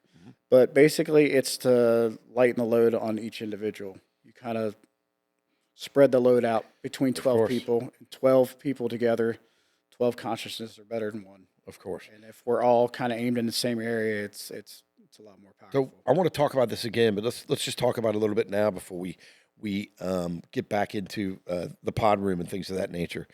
What with this communication and the knowledge and the remote viewing that you're able to do, you knew something bad was going to happen in Kyiv. What way could your C5 powers and your right brain strength and your ability to remote view, how could that be helpful? How could that be helpful to us here in America? What, as far as the Kyiv thing you're saying? No, as far as your skills. Like now that you can remote view and you can see when things are happening, how can that help? How can those powers be used for good? It sounds like so far they weren't really used for good because we knew it was going to happen and nothing got done. Majority of it was good. Okay. It wasn't until this that it kind of changed direction in what we were doing. But up to this point, I mean, we were just, it was observe and report. Observe and report. Where are they? How many are there? How long are they hanging out? How long have they been there? What do they seem like they're interested in? Are they interacting with anything? Are they, letting themselves be seen? Are they not? Are they high up? Are they close? Just basic information. It was like they were building this catalog of how they were, interacting with us and what they were interested in. And when you're doing these remote viewings, do you feel a personal connection, an emotional connection, or is this a detached? No, it's you're looking out a window, or are you sitting with somebody? No, it's. How is that? It's kind of weird to say that. It's what you can say that now after all this? It's an extremely emotional connection. Right. It's pure love. Pure love. Pure love. So that's the only way I can describe it. So first you're love. meditating, and then you're connecting with your CE5 powers, and then you feel a connection of love. It's almost, is it more like, here, let me show you this? It's not like all of a sudden you're thrust into some binoculars. It's someone handing you binoculars and going, take a look. No, it's like they have an invitation. Like, right. Come with me, I'll show you stuff. And you feel like that our UFO friends want to communicate with us. Oh, they absolutely knew what we were doing. They knew we were trying to see where they were, and it was almost like they were attempting to help us out in any way they could without interfering. Of course. Like, this is what you need to do to fix this, but we can't do it. You have to do it. Right. Kind of feeling. That's the feeling that I got. Right. And so and then for nothing to happen when them things, when Kyiv happened, it was devastating because it was almost like, felt like I was breaking trust with commercial. Them. They said, "Hey, man, I told you about this. You didn't do anything. You almost felt like you let them down." Yeah, it was a huge guilt. Yeah, I totally understand. I felt dirty even being a part of it. I get it. Yep. All right, and so now there's not 12 people anymore. No, they ended up having 5 people altogether. 5 people together. They put the program on hold for 2 weeks, try to figure out what they wanted to do. Right. they came back, and their new idea was to bring in 5 of their people. Yes. And they were going to fill in, see how far we can go with it. And, you know, we were super close at this point, so that was kind of a jarring thing. Your coworkers. You know, we were very, like, symbiotic together. Sure. On how we worked. What's the mix of the people? Black people, white people? Every shape, color, men, size. women, anything you can think of, people right? from all over. Now, what type of, who was your best friend? Did you have a best friend? I will say there was no, like, alpha, you know, chest beater type energy anywhere with anybody there. Except like back in the control booth. Correct. Right. Correct. You got to be an emotional person. You got to be able to connect. Did you have a best friend? Yeah. I had 2 people I was very, very close Guy, with. girl, what can you tell us? 2 guys. I Two can guys. tell you it's 2 guys. How old? I don't really want to get into that. Okay. They were the 2 that I went through the experience at Monroe with. Right. Okay. And to be kind of isolated in this situation, not be able to talk to anybody about how this goes, to have those people that went from there to there with me, there was some kind of history there, and there was some kind of connection, and we would help each other out with, you know, protocols and, you know, give each other advice on what to do. And those were 2 of the 5 that talked about it and were removed from the program. So I was kind of on Lonely Island after that. I mean, I got along with everybody else that was not the the original. It wasn't the not the same. same, right. You connect with some people more All than right. others. So now they got 12 people again, but The new 5. the new 5. Yeah. And we're back in Washington, but now the way I understand it, now you're like, oh God, you know, you're starting to feel dirty. You don't really like the direction everything's I mean, going. I tried to move forward from it, thinking it was just a kind of a one-off thing, right. you know, because the reasons they told me they allowed it to happen didn't, you know, exactly sit too well with me. So I wanted to move on, get back to the research we were doing, get back to getting some answers on, you know, why they're interested. Is the remote viewing, could it be it's in advance, right? So why couldn't we remote view where some forest fires are getting ready to start? Something like that. You know? Can. Yeah. You definitely can. Yeah. Absolutely Instead of all this warmongering, I know me and you talked about this before we got to this podcast, but instead of doing all this military shit, why can't we do something else? When's a tsunami coming? Things of that nature. There's a tornado coming right here. If it isn't working in their favor, they don't want nothing to do with it, and they will not fund it. Of course, the government was using. They're not getting anything out of it. They're not hands off. Government's using your program and your mind, and also your sanity and your well-being in order to gain learn about military stuff, right? Correct. And I don't, you know, look. I tip my hat to anybody in the military. I have no problem with anybody in the military. You're all heroes. That's anybody right. listening, you're That's heroes. Heroes. It was never my ambition to be part of the military. Right. I mean, I was okay being around it. It didn't bug me. I thought it was cool as hell, you know, seeing what these people do on a daily basis. But I was there for the extraterrestrial part of it. Got it. I wanted to learn as much as I could, so did everybody else around me. I got it. Everybody in the group. Right. And all of a sudden, it started not being about that at all. It started being about the military. But the 5 new people they your brought aim was in. true, man. And you were just looking to, like a child, like a kid in a candy store. You've always been curious about it, and you were actually making connection with aliens, which you still do, which we can talk about in a little bit. But I mean, you still do it, right? But you were looking to make a connection there. Right. I wanted to learn as much as I could. Right. I mean, I've pretty much fell into this. Right. You know, where else am I going to learn anything about this as well as I will right here, right now? Was my feeling every day. I want to know, man. Too. You know. All right. So you know the when you got the new people, you got 12 people. The focus is on Russian things. Russia and Ukraine is the only thing they had us look up. Right. And then the changing when we have different people. The pod in general started having trouble with the remote viewing. So well, the new viewers were military people. Right. You know, and not that that's a problem. I didn't care about it, but you could tell they had an agenda. Right. They were there to, you know, observe and report on what we were doing as well as what the program was about. Yep. They were there to get results. We try to make small talk about, you know, the extraterrestrial. They were just looking to do their thing to move on to the next promotion kind of thing. And so, it wasn't vibing very well with the rest of us. I get it. And also the fact that there wasn't cohesion started to affect the performance of the new 12 in the pod. And you guys weren't getting the remote viewings and the readings. I'll call it readings. Sorry. Well, we were all having problems. Everyone was struggling. Me specifically, it was after the Kiev thing, I developed, it felt like a heart murmur. I didn't know what it was at the time. I kind of tried to ignore it. You called in your book a fish flopping in your chest. The only way I could describe it, that was actually my mom when I described the heart murmur to my mom, she was like, "Does it feel like a fish flopping in your chest?" And, there's no better description of what I was feeling. That's exactly what it felt like. So that's what I put in the book. Of course, your book's called Intermundane. That's right, by AJ Schneider. It's not out yet, but it will be. So you had a fish flopping in your chest. Right. You weren't able to get there anymore, man. You know. No, I wasn't able to get as deep into the meditation as I could after that because part of my protocol, personal protocol, is once I get into that nice, relaxed state of mind, I use my own heartbeat. It's kind of like the initial vibration to start this. See, Zeke? And if that thing starts flopping around, you're immediately out of it, back to square one, and you got to go back down and try again. And I was getting things wrong. I wasn't able to get into the meditation. Even with the pods, I was just super distracted. Lost your mojo, man. And it was depressing. It was because depressing. of the emotion. You got to be relaxed. All right, so it was depressing. So after that, after you guys did that, the pod, you came back home. So you did that for a while, then they brought you back home. I did that for a couple months. Right. And then that. When you got, the pod trouble was due to unrest. When you got back home, what was your state when you got back home? After going back, after Kiev, you went back, you saw that you guys were being used as military pawns, basically. You got back home. What'd you start doing then? It kind of started a bad mental spiral with me. I get it. Drinking? Start drinking heavy, going out with friends, not being home. I get it. Butting heads with my wife. She came to me. My dad came to me. Yeah, you're drinking too much. Partying too much. Yeah, I'm not a drinker at all. To this day, I don't drink. But for some reason, I was taking it to like a fish to water. You had high anxiety, man. And you can't when all you're thinking about is the one thing you can't talk about with anybody. Right. It's terrible. And it's also, especially people come to you and go, "What's wrong?"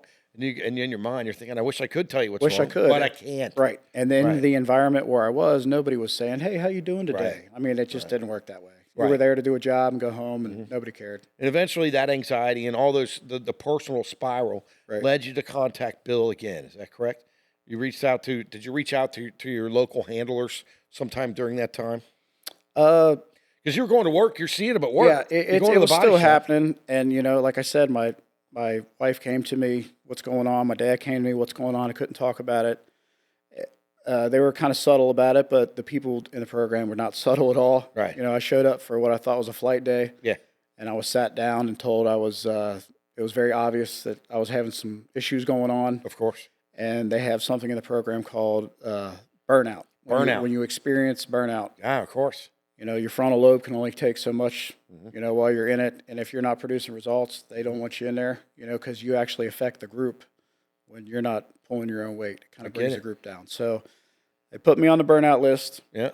Told me, you're not done forever, but you definitely got to take a couple months off. Yeah. You can stay here. You can keep working here until that time comes. You're staying at the body shop. Stay at the body shop. Or you can kind of step away from it, and, we'll be in contact with you. Hopefully, you start feeling a little better, doing a little better. Right. They felt like you needed a break. Correct. Mm-hmm. So that's what I did. I ended up leaving the shop. You ended up leaving the shop. And within, I'd say 2 months, I was so significantly better mentally that I was away from it. I needed to step away from it. I totally understand. Too much. We almost have the ability to see the future. In a way, you do. Yeah, but the ability to see the future is a lot. That's a lot on one person. It's a heavy mental toll to have something that you're so interested in and so excited about become something you want nothing to do with. Right. It's a weird thing. I want to see another video. Weird thing. So you get home, you're chilling out, man. You're done with all this, but you still have your meditation practice. Yep. You still have your CE5. You still know how to do all this stuff. Just because you come home, just because you're not in the NFL, doesn't mean you still can't throw a touchdown pass, man. I start missing that adrenaline. Yeah, I start missing it. You want to do it. I could never do the CE5 remote viewing as well as I could in the group and the pods. Right. And that really kind of pissed me off because you get so used to having this level and then you're out on your own and I was getting them to show up here and there, but nothing like. I get it, man. When we were together. But eventually you put your mind to it. You're increasing your communication with the extraterrestrials. And Zeke, let's play another video. And then you come outside and then here's what we see. Take a look at that. Tell me about what that felt like. That was getting out of my car one day when I showed up at work, and that thing was just sitting there.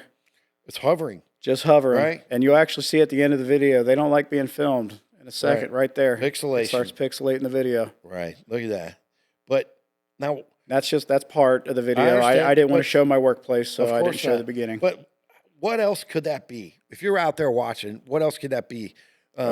You know, I welcome you to look at it. Yeah, this will be on YouTube. So just in the comments, you let me know what you see. But how does it feel when you're sitting there videotaping that? I mean, At this point, I mean, usual for you? It was cool to have one close up because you might see them pretty often, but when they're close up, that usually means something. They're trying to get a hold of you for something or let you know something's going on. What kind of message, when you got out of your car and you saw that, what kind of message do you feel like you were meant to receive when you were standing there with that? What was on your mind? Or what, maybe in hindsight, what were you supposed to, what's the message? I think they wanted me to continue what I was doing. They wanted me to be friends. Yeah, absolutely. And it was a good feeling because, you know, there was, like I said, there was guilt attached. You know, I thought maybe I would lose it because of it. You know, you're not supposed to use it for any kind of malintent or anything like that. So do you feel when we see that, is that still up there, Zeke? Can you put that back up? When you see that, do you feel like it's like a hug? Like an extra yeah, it's like seeing a friend. Yeah, seeing a best friend. That feeling like you get when you run into a good friend at a grocery store that you didn't know was there. Yeah, man, that's the same kind of feeling. So you see that and you're like, oh wow, and what do you feel like doing? Like if that thing landed, what would you do next? The funniest part of this is this shows you how much I talk about this. You know, my wife always knew I did CE5s. She always knew that. That was never secret. And it's all I talked about. It was my way of getting it out. Close Encounter 5. Right. So I send her that video, and I say, how am I supposed to have a normal day after seeing something like this? Right. You know, and let me see that again, Zeke. Yeah. So I even put in the book, it was almost aggravating how non-impressed at this point she was by this stuff. But that video, what could that possibly be? I mean, you know, it's now I want to ask you this while we, about extraterrestrials. Now I'm going to start asking you some stuff, and we're going to segue. We're going to take a short break after this, but I want to ask you some stuff. Why, if it's a mind meld, if it's an emotional thing, where not emotional, but if we're communicating on a level that I don't think maybe I could learn how to do it, but probably not on a level anybody can do it. But why? Anybody. And we talked about this, but I want everyone out here to understand. Why do you think that these are physical pieces of equipment that we can see? Why is it a flying saucer? Why are we able to see it? You think they're doing that for our benefit? 100%. They're seen when they want to be seen. If they don't want to be seen, you're never going to know they're there. Right. I always thought they're trying to make contact just as much as we're trying to make contact. They just have to do it in a certain way. And what do you think they want from us? To teach us? They want us to grow up. Learn. Grow up. Right. Grow up. Be nicer to each other. That's all they're concerned about. They look at us like we're their children, and they take care of us. Right. So do you feel that we're in a petri dish, and that that's a whole different rabbit hole? Give me a short yes or no. Are we in a big terrarium? I feel like they had something to do with why we're here. Right. Yeah. Definitely. The way they care and the way they're interested, it's like they're observing something that they had something to do with. Right. So they're just watching and see what's happening. Yeah. I think the same people back in biblical times were seeing the same thing, and they just didn't know what to call it. Right. We're experiencing the same thing now. We're just calling it something different. Okay. Yep. Okay. So the book is Intermundane. It's a fantastic book. It's going to be coming out on Amazon soon. We're here with AJ. We're going to take a short break. We're going to come back. We're going to talk about the Creed concert and some of the other things that have happened to you in your amazing life. This is one of the greatest stories ever. So if you're out there listening, stick around. We'll be back more with AJ Schneider and his book, Intermundane. Stick around. We have one more segment for you. Hello, it's Jim Miller from the Dangerous Jim Show podcast, and also it's a visual experience as well, as you can see now. A lot of you, you may know, it may seem like when you're watching this that I'm a professional podcaster, but I'm not really. I'm actually a professional musician. Now, some of you out there that have seen my live show may think I'm doing better at podcasting than singing. But either way, you should know about this, our new record from Dangerous Jim and the Slims. It's called Calamity and Serenity Volume 1. This is the vinyl edition. It's on blue vinyl. It has a front and a back, oddly enough. Front and a back, and if you pull it out, there's blue vinyl on the inside. There's lyrics. There's all kinds of stuff. We made it just like when I was a little kid, and I used to go to Everybody's Records in 1978 to buy albums. I would buy the album. I would pull it out. I would look at the lyrics and sing along with the songs. You can do that with this new record, Dangerous Jim and the Slims, Calamity and Serenity, Volume 1. It's available in all your favorite record stores. It features the single Cincinnati Rocks. There's 5 songs on it. If you zoom in, you can see that. You can go watch. This is how good we are with audio visuals. I'm going to point down, and when I point down, it's going to tell you the website. Watch this. DangerousJimandtheSlims.com. Pick up your copy today.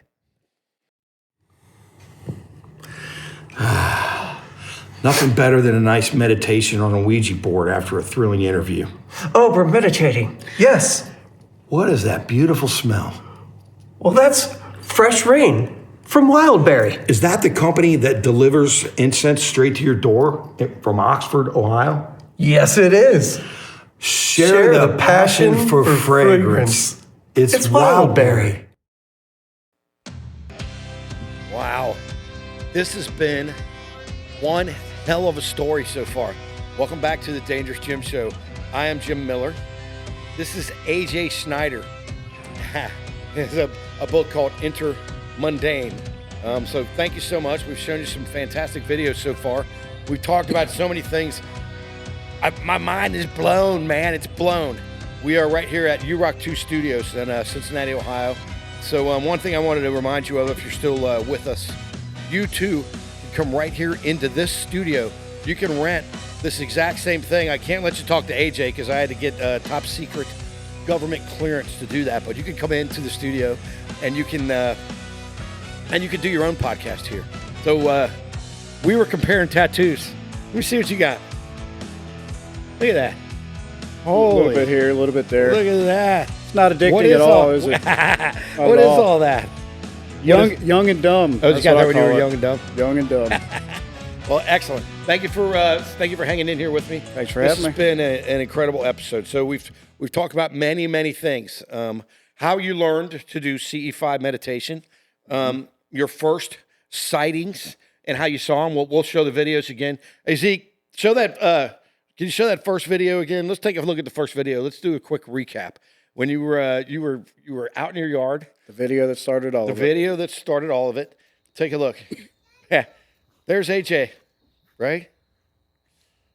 What the hell is that? Some people say, "Oh, that's a kite. That's a balloon." But it should be noted for people that are just tuning in, if you're just catching the last segment, you were super experienced in CE5, Close Encounter 5 meditation. Tell everybody what the Close Encounter 5 meditation is to recap. CE5 is human-initiated contact with extraterrestrials. And you initiated that contact through a deep meditation, and then when you went out into your yard the next day, your kids had to point it out to you. Yeah. So you can hear my kids saying course. bye to it. They were super excited. They're the ones that pointed it out to me. I didn't even know it was there. Right. Now, later on, you put a lot of time and effort into your CE5 meditation. There's been a lot that's happened. We're not going to recap now. Zeke, let me see that next video. This one was outside of your work.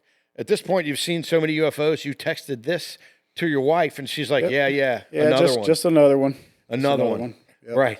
Okay. So we went through the government stuff. You were in working for the CIA, working at Langley, doing CE5 remote viewing. You're looking at Afghanistan. You're looking at Russia. You were doing all kinds of things like that. You became disenamored with the program because they militarized it and did not personalize it. You were looking for more of a personal experience, right? And see what can we learn from these people. What we don't need to just understand where people are going to get killed. Yeah. So in the end, you ended up quitting, right? You ended up quitting. So after a while, you're chilling out. You've seen another video, and you decided that you were going to have another psychedelic experience. Yes. At this point, you're still communicating with your handlers, right? You're communicating with, we'll call him Bill. Of course, his name's not Bill. We'd probably both put in some sort of federal prison if we mentioned his real name. Yes. But you're communicating with Bill, your handler, and you say you're tripping. It's helping you with your communication, doing your CE5 meditations. Mm-hmm. And he reaches out to you, and what does he say at this point? He asked me if I was interested in returning to the Langley program, and I was not. Had zero interest in it. Right. I didn't like the military side of it. Right. I wanted to stay away. Right. It was cool at first with the research part of it, but DOD kind of took it over, and it was no longer an interesting thing for me. I didn't want to be a part of it. I had told him a couple experiences I had since then, Yeah. you know, with the psychedelics and how it almost seemed like they were searching me out instead of the other way around at this point. Got it. I knew it had to be something significant because of the rate and the amount that I was seeing, you know, and I wasn't even trying at this point. They What were are we just talking coming to about? me. Like you walk out, you're going to Starbucks, and you look up, and there's a UFO. That What are we talking about? Last rate and picture, amount? that last picture you seen was an almost daily basis. And are other people seeing this too? Just to be clear. So if I'm sitting there with no one else is seeing it but you. Oh, I had a couple sightings with my wife. All right. So other people are. It's not. You're not the only one. If there happened to be 10 people in that parking lot, all 10 people would see that. No, correct? this was early in the morning, off in the distance. But if you know, if I there was don't- 10 people but everyone could see it if there were people were there to see it. 100%. Okay. Not All a right. lot of people look up. It seems like a simple thing. We do but now. Not a lot of people I know look up. Zeke's going to be see now. I'm telling you. Keep looking up, I man. can't wait for you to Keep see a looking up. UFO, Zeke. You're going to owe me. All right. So now Bill comes to you. Now they're going to put you in the psychedelic program, right? It's a psychedelic program. Right. Well, it's not exactly a psychedelic program, but it's branched off what they used to do late 60s, early 70s What with did they do? psychedelics. What did they do with psychedelics? They realized then? psychedelics was a key factor in opening your consciousness to that next level that you can't get to naturally. Right. Yeah. And you're getting there, man. I don't think it matters how you get there as long as you get there, right? That's probably one of the main reasons, you know, it was outlawed as hard as it was. I'm pretty confident they knew people were starting to tap in. They didn't want no part of They it. didn't want the people to have the power, man. The man has to have the power. All right. So now Bill contacts you. You're going to go back to the government. You're going to be in the. What are we I gonna only call this went. program? I only went back because I was told it had nothing to do with the Department of Defense. Right. This was strictly a scientific research program that was supposed to end at Wright-Patterson Air Force Base. Yep. Was the intentional ending of this program. Was supposed to be there permanently at the end of what we were doing. Right. I don't live far, obviously, from Wright-Pat. I could have made the move, you know, and Dayton, still no problem. been around the family. You course. know, I could have been legit at that point. Yep. Disclosed it to my wife, my parents, and that's what I kept being told was the end result of what we were doing. So I was on board. All right. So again, now you're flying on the plane. You're going back to where? I am working at CAA at this point. 'Cause the That's CIA where is they are again in doing it. Is this Langley? No, this is not, I mean, it's in Langley, but it's Langley. not. All right. Langley Air So now Force you're back Base. on the government plane. Now, if I'm not mistaken, in your book, they shoot you up with some dope on the plane. Part of the program, they realized the psychedelics brought you that next level. They knew Brought me there many times. They knew at that point the only way to get there was the psychedelics, but Yes. they obviously couldn't have a permanent program where they were giving psychedelics to people. That's right. So we signed up for injections of psilocybin and DMT. Now, tell me what your definition of DMT is. Ego something, right? Ego death. Ego The death. purest form of ego death that I've ever experienced. Okay, so DMT, they shoot it into you. Then what happens? How do you It's feel? intravenously, yeah. Yeah, and They, how do you feel once that DMT hits? How long does it take to hit you? I wish I had the words to describe the DMT. But your ego's gone. Now your ego's gone. Have you It lost your happens ego pretty forever? quick. I definitely haven't been the same since. And then, are you when you're goofy. doing a DMT trip, your eyes are open. You're just sitting there, but you're not seeing. If you were tripping right now, you wouldn't be seeing this. You'd be seeing something else. Is that correct? No, shapes, colors, beings. You see people standing in the room that you didn't know was there. Oh, wow. It's kind of hard to disconcern. You know, am I just seeing shit? Am I really seeing something? You know, but One time at my house, I snorted too much cocaine, and I thought I heard a dog barking. I looked out in the yard, but my dogs were in the house. I thought there was a dog out in the yard. cocaine's dog. a hell of a drug. Auditory hallucination. Yep. All right, so now you're hired and shit down in Virginia. Right, but I mean, there was a purpose to it. What was the purpose? Like I said, they wanted to get to that same level without the drugs. Right. So what they did is, you know, we volunteered to one session with psilocybin. Yeah. 30 days later, I had a session with DMT, and I was to get into the pods to do what I usually do, the remote viewing in CE5. Okay. But they had, you know, full headgear on during these experiences, and they were measuring the brain waves and what part of the brain was activating while you were doing it, while you were at this next level. Right. And they were able to take that information and recreate it with the binaural beats in the pods, Oh, so that you could achieve the same level without the drugs. yeah. But what about they're shooting with DMT in the morning? Are you going home at night? How's that working out? They had something they gave us to bring us back down. Bring it back down. We were huh? told you'll be right as rain by the time you get home. That wasn't exactly the case. Right. You know, I kind of felt like shit for a couple of days. Honestly, I'm not a big fan of the psychedelics. I don't recommend them. Really? You know. Well, you know what brought me down when I was taking a lot of drugs? It was a different type of flashing lights Yeah, from the that'll- police. That that'll brought me do it. down quick. Yeah. That'll do All it. right, so now you're in the government. They've got you on a different program. What are you looking at? What are they asking you to remote view now that you're on DMT? They're working on contact protocol. Contact. At this point, we're not remote viewing, different areas. We're trying to see how close we can get them, what we can do, how we can interact with the craft itself. Right. You can get a sense for the craft itself. Right. And were you able to do that? Yes. And what is that like? Felt like having a superpower, man. I'm not going to lie. It was one of the coolest experiences of my life. I for the past couple of years before this, it was me working hard to try to find them, and they're seeking us out at this point. Right. Everybody involved in the team had sightings, unprovoked sightings that would happen. You'd be in the house, you could feel presence around you, you could feel them trying to get hold of you. And basically, we were curiosity magnets at this point. Right. They were very curious how we were getting to this state, that they pretty much stay at all the time. Right. Interesting. So you were having communication, and it was some sort of like a love feeling. Pure love. Pure love. And is there a sharing of information that you can recall, or is it just a connection like holding hands, or what is it? The only communication I would say was they were showing us certain places and, conveying certain feelings. It wasn't like having a conversation, word for word conversation. Okay. The way they communicate is much deeper. It's a feeling. When me and you talk right now, Right. you're hearing my words and creating an emotion of it, Right. and that's how you're understanding this conversation. They go right to the emotion. I feel a lot of emotion because of your story, and They convey pure unbelievable. emotion. And Yeah. it's a lot to take in sometimes, but once you get used to it, well, we're not it's- used to it. Yeah. No, it's a love that we don't. I know I keep saying love, but there's no other word for it. All right. That's what it feels like. Well, what you never hear of, and there's been UFOs and sightings since, you probably tell me, since the caveman days. Oh, But used to you've draw never- on walls about it. You never hear of violence. If they can fly down, they can probably laser us, right? There's this narrative that they're a big threat and we have to be ready because we can't control them. And I've never experienced that feeling. What do you think would happen if an alien got out of a spaceship and walked up to us right now? First thing to do is put him in a cage, right? Not going to let him sit on a couch, right? Or what do you think would happen? Make a spectacle about Make a it. spectacle of him. If they ever catch a Bigfoot, the first thing they'll do Somebody's is come cage him. up with a reason to hate it for some reason. That seems like what we do. Yeah, well, I've always thought we're the locusts on the earth. Human beings, especially the white man, we're the assholes of the earth. I Right. mean, and so maybe they're trying to share a little bit of their love. Yep. Okay, so you're down there, you're doing that. You come back home. Yeah. You're going back and forth. At some point, again, you decide that you don't want to be a part of the program again, and this is because of harassment of some type. So share that for me. Towards the end of the program, when it was supposed to be moved to Right Pat, one of the last weeks of it, we found out that the Department of Defense was taking it back over. Right. They seen our results. They seen what we were doing. They were very, very impressed with it.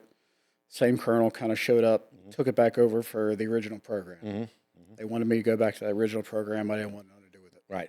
You didn't want to go back to doing the military type I stuff. didn't want nothing to do with it. And secondarily, I think that part of that for you, with the you being the horse and the carrot being in front of you, now you can get a good gig in Dayton. You're working as a contractor. I'm sure And that's what you're we were looking for a job, man. We were right? constantly told, the end result of this, you can debrief your family, you can have a career in this. That's what they kept telling us. And then in the end, it that was didn't that happen. carrot. Yeah, In the end, it didn't happen. didn't happen. Okay, and so talk about so now you're starting to get some harassing type texts, and you're starting to ignore your handler. Because I said I didn't want to be a part of it. You said you I didn't mean, want to be they a had part of it. originally told me, since this was a civilian program, Right. it was if it ever got too much, you can walk away. Right. And then all of a sudden, now I'm being harassed. My family's being harassed. Listen to this story, Zeke. So you decide to go. You're going to the hardware store. You're going to do some stuff with your old lady. Yeah. And you leave your phone at home. Listen to this, Zeke. Go ahead. Just had a conversation, with the person harassing. Right. I text them. I didn't want my phone around me at all because it was you a wanted- tracking device at this point. Okay. I was so fucking aggravated by it. I wanted to be away from it. Right. I was supposed to go out with my wife, do some running around. Yep. I left my phone at home on Left your purpose. phone at home. Like, I'm just going to tell my wife I left it by accident. I don't even want to be around it. Right. We're about half hour, 45 minutes out from what we're doing. She gets a text message. She goes, "Why did you text me?" Uh-huh. What the fuck are you talking about? Text you? I don't have my phone. And Yeah. I did the fake, oh, yeah, I must have left it, Ooh. I'm driving. She holds the phone up. It says, message from AJ. Yeah. What the fuck is that? Right. Open it. Right. She opens it. She gets dead silent. Okay. What the fuck's going on? She was like, what is this? Mm-hmm. She shows it to me. I kind of look over. About ran the car off the road when I seen the text. Okay. Well, what did it say? I can't wait for this part. We had a saying in the program that it was kind of like a mantra for all of us. Yes. It's from the famous author C.K. Lewis. C.K. Lewis, of course. It's 3 lines. 3 lines. It said, you have no soul. Mm-hmm. You are a soul. You are soul. You have a body. You have a body. All right. And when I read that, I almost drove our car off the road have no because soul. I knew it was them texting her. You have no soul. You are soul. You are a body. You have a body. Oh, you have a body. Basically, How can I we miss are this? just consciousness in this. We are just conscious. And what'd you say last time? Skin suit? What'd you say? Just a meat suit, man. I do something like that. Meat suit. We are Or consciousness in a meat suit. experiencing this life through this limited form. Yes. Okay. All right. And so, Pull the car over. who texted? Who was texted? Who sent that text? Someone from the team. Someone of from the program I was someone of in. the CIA guys or But, Freemasons or something. but we to backtrack why. Yes. I was excited about the congressional hearings coming up. Yep. Did a CE5, had one show up with my wife. She pulls out her camera. It's a triangle video. You actually have the video. All right, Zeke, let's see the black video. Now, this one does not have near as much detail as some of the other videos, but let's take a look. This is my wife's first attempt at recording one, so forgive you're her out there, shakiness. look closely, and hopefully we can see the lights flashing there. Oh, that's bad. Yeah, you All can right. see it on there. Well, it's too dark. So Zeke, let's get away from that. But the bottom line, I looked at it closely on my phone, and what that shows is It's a triangle. a triangle light, black triangle that moving- went- it almost looks like a bug moving, but it's way up in the Right. sky, and it's very large. We're out smoking a cigarette. Right. She's like, "Holy shit, what is that?" I look up. Here it comes right across it. She pulls her camera out. I'm giddy as a schoolgirl. Yeah, of course. I got somebody else with me finally seeing it. Not All right, only that, of course. she's the one recording it, so Yeah. it's not like, "Oh, you just made that up. You're Right. altering your videos." So that's her best recording work. We just saw that. I have an idea between the two of you. Maybe you should take the videos. Her heart was in a good I place. know, She it was still- excited it to still see is. it. But after that happened, she sent it to me. I sent it to my dad. We're all excited about it. Come to find out, they were monitoring her phone. Oh no! They took that as I've already divulged this to her. Right. We've already talked about it. They were convinced she knew about it. I was already denying. I was already not wanting to come back. They thought if they got a hold of her, they can convince her to tell me to come back. Right. And if you're just tuning in out there, this is years of secrecy from your family. Langley, all over the place. You're out partying, taking DMT, and coming back home. Now I'm just teasing about that part, but you're out there. Not exactly a party. Yeah, I know. But you're doing all these things, and the person that you're closest to, the people that you're closest to, your wife and your dad, know nothing of this, and you've never told them. And this is over a span of years, correct? Correct. Right. So now you're not going to go back. I have no interest in returning. Okay. I like being able to just kind of do it on my own, with no agenda. So let's talk about that because you did have an agenda. Now, this is good if you're listening. This is heavy. So you decided that you were going to do your best using your CE5 and your right brain power to bring a UFO to the Creed concert. Go ahead and make At fun of me. I Riverbend. know Creed. Everybody hates Riverbend. Creed. I At get it. Riverbend. I love Creed. Yep. Zeke, give me something. Now, I want you to see this. Watch this. We're going to talk about this for a second. Now, this is actually higher at Riverbend. Yes, sir. All right. That's it right there. Okay, so take a look. I don't know if that's in my headphones or not. So If this only is, they moved that camera okay, slightly Zeke, up. Zeke, can you stop that for a second? Stop it for a second. Now, let's break this down for everybody. Go ahead. So AJ decided, and I'll tell a little bit of the story. AJ decided that he was going to do his best to have a UFO appear over Riverbend during the Creed song "Higher." Right. Mm-hmm. So that video is actually, you probably don't know if you've ever seen that. That's I've from got Riverbend. videos. Yeah, I that's got from videos from that Riverbend. night, That's too. from the show. Yeah. Right. Now, what happened? So you decided you were going to do it. Creed. I was sick of busted hiding higher. it. I was sick of hiding it. Scott Stapp, if you're listening, you can send me an email, askdangerousjim@gmail.com, and you can meet AJ. He did have a UFO appear over your concert. If anybody was there at the concert listening to this and has a video of this thing, man, I would love you to come forward with it because that would be great. Zeke, what's the date on that? That would be great. It's like August 2nd, right? What is that? Does it say on there, Zeke? Beginning of August. I think it's August 2nd, 2024. Creed on the Summer of '99 tour at Riverbend. I was there with my family. Right. At this point, I was so pissed off at the situation. I was so tired of hiding it. Yeah. Like, maybe if I can get one to show up and just be blatantly obvious, we can start having a conversation. Because when you bring it up, people think you're a conspiracy theorist. They're like, whatever, change the subject. Right. If I get this thing to show up, they can't ignore it.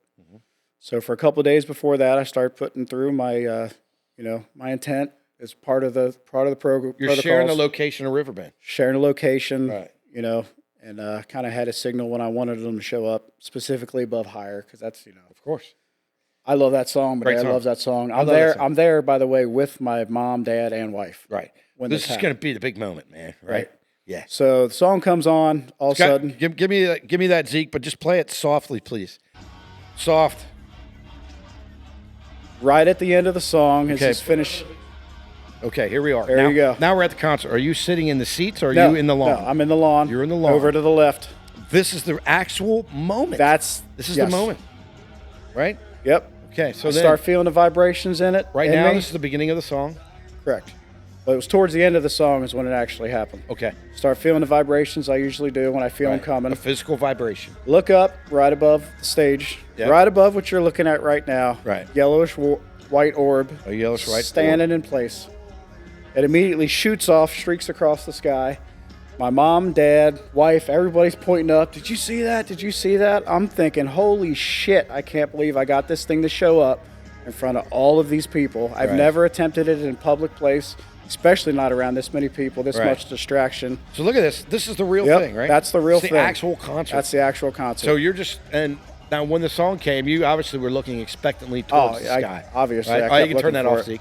Yeah, so you were looking expectantly towards the sky, and there it is. It appears. It appears right in the sky, sits there for about a second or two. Right. Now, were you waiting? Did you nudge everybody? Because you didn't want anyone to miss it, right? I mean. Oh, no. It was as soon as it happened, everybody. How big is this orb? What are we talking about here? About the size of a car. So it's easy to see. It's not. It wasn't something you had to point out, right? No. It started right above the stage. Yeah. Then immediately shot straight across. Left a streak. Everybody's going, did you see that? Did you see that? I'm thinking, holy shit, I did it. And then immediately I hear my dad go, I can't believe we saw a shooting star during this song. That's what I was going to say, yeah. Right. Because at this point, you still haven't told anyone about this yet. No, haven't told anybody about it. He's saying it, my mom's saying it, my wife's saying it, everybody around us, we got a shooting star, make a wish, make a wish. I kept hearing. Like, hello. I was pissed for a minute or two after that, I'm not going to lie, but I was so excited by the fact that I was able to bring it, around that many people. God. I didn't know I could do that on my own. Yeah. So, I mean, I didn't care anymore that nobody knew what it was. Do you feel like the more somebody you do has to have it? Somebody has to have it. Does anyone out there, you can send an email to askdangerousjim@gmail.com. Please that was send the August video. 2024, the Creed concert. Do you have video of the yellow orb that looked like a shooting star, but it was actually a UFO brought by AJ to You're welcome. the concert? That's right. If You're you welcome. saw that, then you can have that. It's just a free thing, right? It was very cool. Yeah. I'm glad that my parents and my wife are there. They can collaborate. They seen it. Could you arrange? I'm playing at Fretboard Brewing next week. Could you arrange for a UFO to appear above Fretboard Brewing? And I'll do my best. So that's going to be. Yeah, I don't know if this will be out by next Saturday. That one came from a lot of emotion. I was in a place that I think I was able to do it because of where I was mentally. So you feel that you got to be open. I do feel like the more you do your CE5 protocol, if you do it 3 or 4 days in a row, that you have a better chance than if you just randomly do it. 100%. Yeah. I kind of explain it like when you throw a rock in a pond, you get those ripples. The more rocks you throw, the more you kind of start agitating the water around it. Mm-hmm. I mean, the more you do it, the more you get response from it. You get feedback from them while you're doing it. You still do it now? Not as much, not at all. Well, because it exhausts you. It's exhausting, yeah. Right. And because the coolest part of it is talking about it and telling people and showing people. And Nobody wants to hear it. You're doing. I haven't told you this yet, but you're doing a fantastic job. I had a couple years to kind of find my place, and it makes me happy, and I know what I know, and I've seen what I've seen, and I get it, man. If you don't believe it, it doesn't bug me. I believe you. If you don't believe it, try it yourself. That's right. Let's talk about this. Yeah. This is a crucial moment, man. All this time you've been sneaking around, right? Yes. Now it's finally time to come clean with your family. Yes. Right. So what? Holy hell! That's a hell of a story, and I already read the book, and I'm still amazed by the story. So how do you approach that? You're going to tell your wife, you're going to tell your mom, you're going to tell your dad what's happening. Correct. Did you tell your kids too? Well, yeah, they obviously know. They were part. They seen the video. Right. But did you include them when you were telling about what you were doing? It was okay. That's cool. Can I have some juice? Yeah, they don't care. So how'd you do it? I will say all four of my kids are hyper obsessed with all things space. I love it, man. And I didn't push that on them at all. They tell me about exoplanets and stars that I didn't know about, and I have to Google it myself. And wow, crazy impressed by it. All right, so how'd you do it? So you're going to tell them? Did you go to a Bennigan's or something, or what'd you do? How'd you decide to do it? I was pretty much forced to tell them to return. I knew they weren't going to let up. They were harassing my family. I'm like, whatever. Right. We'll do the right pat. That's fine. Okay. But, I briefed my wife at home. Yeah. Gave her the basic rundown. Talk about shaking like a leaf, man. Yeah. I hoped that she would have taken it well, but I honestly had no clue. I mean, she could have walked out and divorced me, and this is some serious shit. Right. And, or that maybe you lost your mind and that you've taken your conspiracy theories too far, and now you're. This is cool, or you're gonna need to be committed. Right. That's what I was expecting. And she sat there, she took it all in. A lot of things over the last couple of years start making sense to her. Yeah. She told me she knew something was going on. Right. She didn't want to bring it up to me. She thought I was cheating. Yeah. I felt so bad when she said that. Of course. She's my best friend. I get it, man. You wouldn't cheat. Holding this from her was the hardest part of this entire thing. Mm-hmm. So she accepted it. I mean, she knew what I could do. So you told her at home. Sat her down on the couch and broke it down for her. She's seen what I could do. She was part of it. She's seen me do it. So she. What about your mom and dad?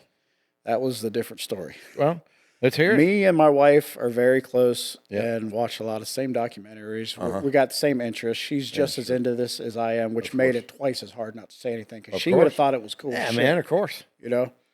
My parents, on the other hand, they would hear stories here and there from me, and that's cool, but they didn't really have any interest in it. Of course. So explaining it to them was a little different. Yeah. And it was at a restaurant when I debriefed them, and they watched as I did a protocol on their phone. Now, how do you do that protocol? Tell me about that. I can't get into details about how that works, but it basically turned all phones within a 40-foot area into airplane mode. Right. So I did this, and we kind of looked around. You could see people looking at their phone, so I knew we were good to go. You should have done that when you're getting ready to pay your check, and they wouldn't be able to figure out how much you owe. You could have. No shit. Okay, so everyone's phones are off. Everyone's phones in off. In a 40-square-foot and then area. I had to basically have them, swear an oath while being recorded with the guy we call Nick on the other line of the phone. Right. And then after that, I was able to debrief them on what was going on over the last couple of years. And you told them what was happening. How long ago was that? Happening. Must have been within the last few months. This was in November. It was after the Creed concert. This was in November, so this is still very fresh. Okay. So now you've had all these experiences. You've been thinking about it. What made you decide to write a book? I had no intentions of writing a book. It's cathartic, right? I mean, you just get if you knew me on a personal level, you would laugh if I told you I wrote a book. I bet I read one or two books my whole life. Just out of entertainment. Right. I never wrote, even in school, I hated doing it. I had to be forced to write essays and stuff like that. Right. The reason I wrote a book is because I had no way else to get this out. I didn't know what to do. I tried to post videos and stuff on social media. It didn't go nowhere. Mm-hmm. I don't have any contacts. I mean, I didn't even know you had a podcast thing until after this thing was You didn't know that I had one of the largest viewed podcasts in America. Best podcast in the world. Damn right. Only the best on the Dangerous Jim Show. Yep. Okay. I wanted to get it out. Pen to paper, man. I mean, I think it's great writing. It's called Intermundane. Yes. Right? Yep. So AJ Schneider. It's going to be out on Amazon. But what'd you do to write it? Tell me. Did you start writing it on a piece of paper first, or did you start? Did you tell me you typed it on your phone? Isn't that what you said? It started out, I didn't take it serious at all because I'm like, there's no way I'm going to write a book, know. And I started thinking about how I was going to do it. Put that cover up again, would you? Go ahead. Start thinking about how I was going to do it. So I would pull up the notes on your phone. Right. On everybody's phone, they got the notepad. I would write a couple things here and there, and it almost start feeling like it was a diary. Like I was just kind of telling the story just in case one day I wanted to tell my kids. Get it, man. I wanted to recall it while I can. Of course. It had already been almost a year since I was out of it at this point. Right. So I start writing it down, and then something happened. I couldn't sleep. I was almost like in a depression. I couldn't get it out fast enough. I had to get it out. I get it, man. It was just me Or and secrets, man. It was me and two thumbs on my notepad for What? What's a eight- notepad? You mean your phone? the notepad on my phone. Just me. That's a notepad. Okay. Yeah, two thumbs for about 8 weeks. And let me see that cover, Zeke. If you look that is on the right side is the front. If you're looking where it says Intermundane, obviously that's the front of the book, and that's the UFO that you saw. That's the one we saw the video of. On the back, that looks like you and your dog's back there, right? Yeah. I put my dog on there. He recently passed. I've had him for a long time. He was 13 years old, German Shepherd. And the reason I put him on there is because as funny as it sounds, he was the only one I would talk to about it. He was the only one that I would spend time with and be able to say it out loud. Yeah. Because there's something cathartic about just saying the words out loud. It's almost like a release. And he was my buddy, man. Right. As funny as it was, he was the only one that knew what was going on. Yeah. You know, I love that. So man. that's why I put him on there. The book is Intermundane. Yep. I know you're still in the final stages of completing the actual book, right? It is complete. It is currently in the copyright office. Okay. And it's How long held does that it's take? held up there for some reason. Yeah, well, for some reason, the government's holding it up. Yeah, I didn't go through DOPS or nothing because I was never actually military, so that was not needed. So I just had to go through the copyright office. All right, man. So the book's out. The story, what a great story, right, people? Unbelievable story. Now, what should we know? What's the parting thing? What should we know? That what should I know that you know? How is it you do the voodoo that you do? Now, what should I know that you know that I don't know about UFOs? And what should I know? We talked about love. What else should we know? Yes, they're not here to harm. They're not here to real. harm. First and foremost, they are real. At this point, to deny It's real. Right. it's a real thing. You got to be, I'm not going to say blind to it, but you got to be willingly we still have the Texas ignorant to video. the subject to not understand something's going on. Yeah. There's too many people coming out. Okay. There's too much proof out there. I mean, it's a real thing. Right. Now let me show you this. Let me get your opinion on this. Zeke, pull up that Texas video. Look at this thing. Oh, the storm cloud video. Holy shit! Now is that a storm cloud? What is that? What you being what? Now if you were what if that would have came If to that's a real thing, that's terrifying. yeah, but what if that would have came to the Creed? What if all you wanted was something flying over the Creed concert? What if that thing would have come and ate up Scott Stapp? Yeah. It could have happened. Yeah, I would have ran for the hills if I seen. How do you? that That's coming. brand new. Now, what do you think that is? Is it? I have no idea. I and mean, it also- could be AI, man. Who knows anymore? Right. It could be AI. It could be. Who knows? That's crazy. And also, the other thing that I wanted to ask you, thanks, Zeke. The other thing I wanted to ask you was, do you think there's different species? Like, is it all one species that you're communicating with? I've or been what told about that? different people, kind of connect with different species. Different ages? I can't. Do they have only- age? They probably do. Right. I never really even considered that. It's not. What I felt like I was interacting with was kind of the same emotion and the same. I don't want to say species. It sounds a little funny, but Right. Well, I didn't experience different feelings from different creatures, if that makes any sense. Right. It was kind of a singular type deal. And I don't know if maybe I was connecting with certain types and other people were connected with certain types. Who's to I have say? no idea. I one have no knows. idea. Right. I'm not the smartest guy in the room. I could just do it. You So just there's do it. people out there with a lot more answers, and I would love to know them. Mhm.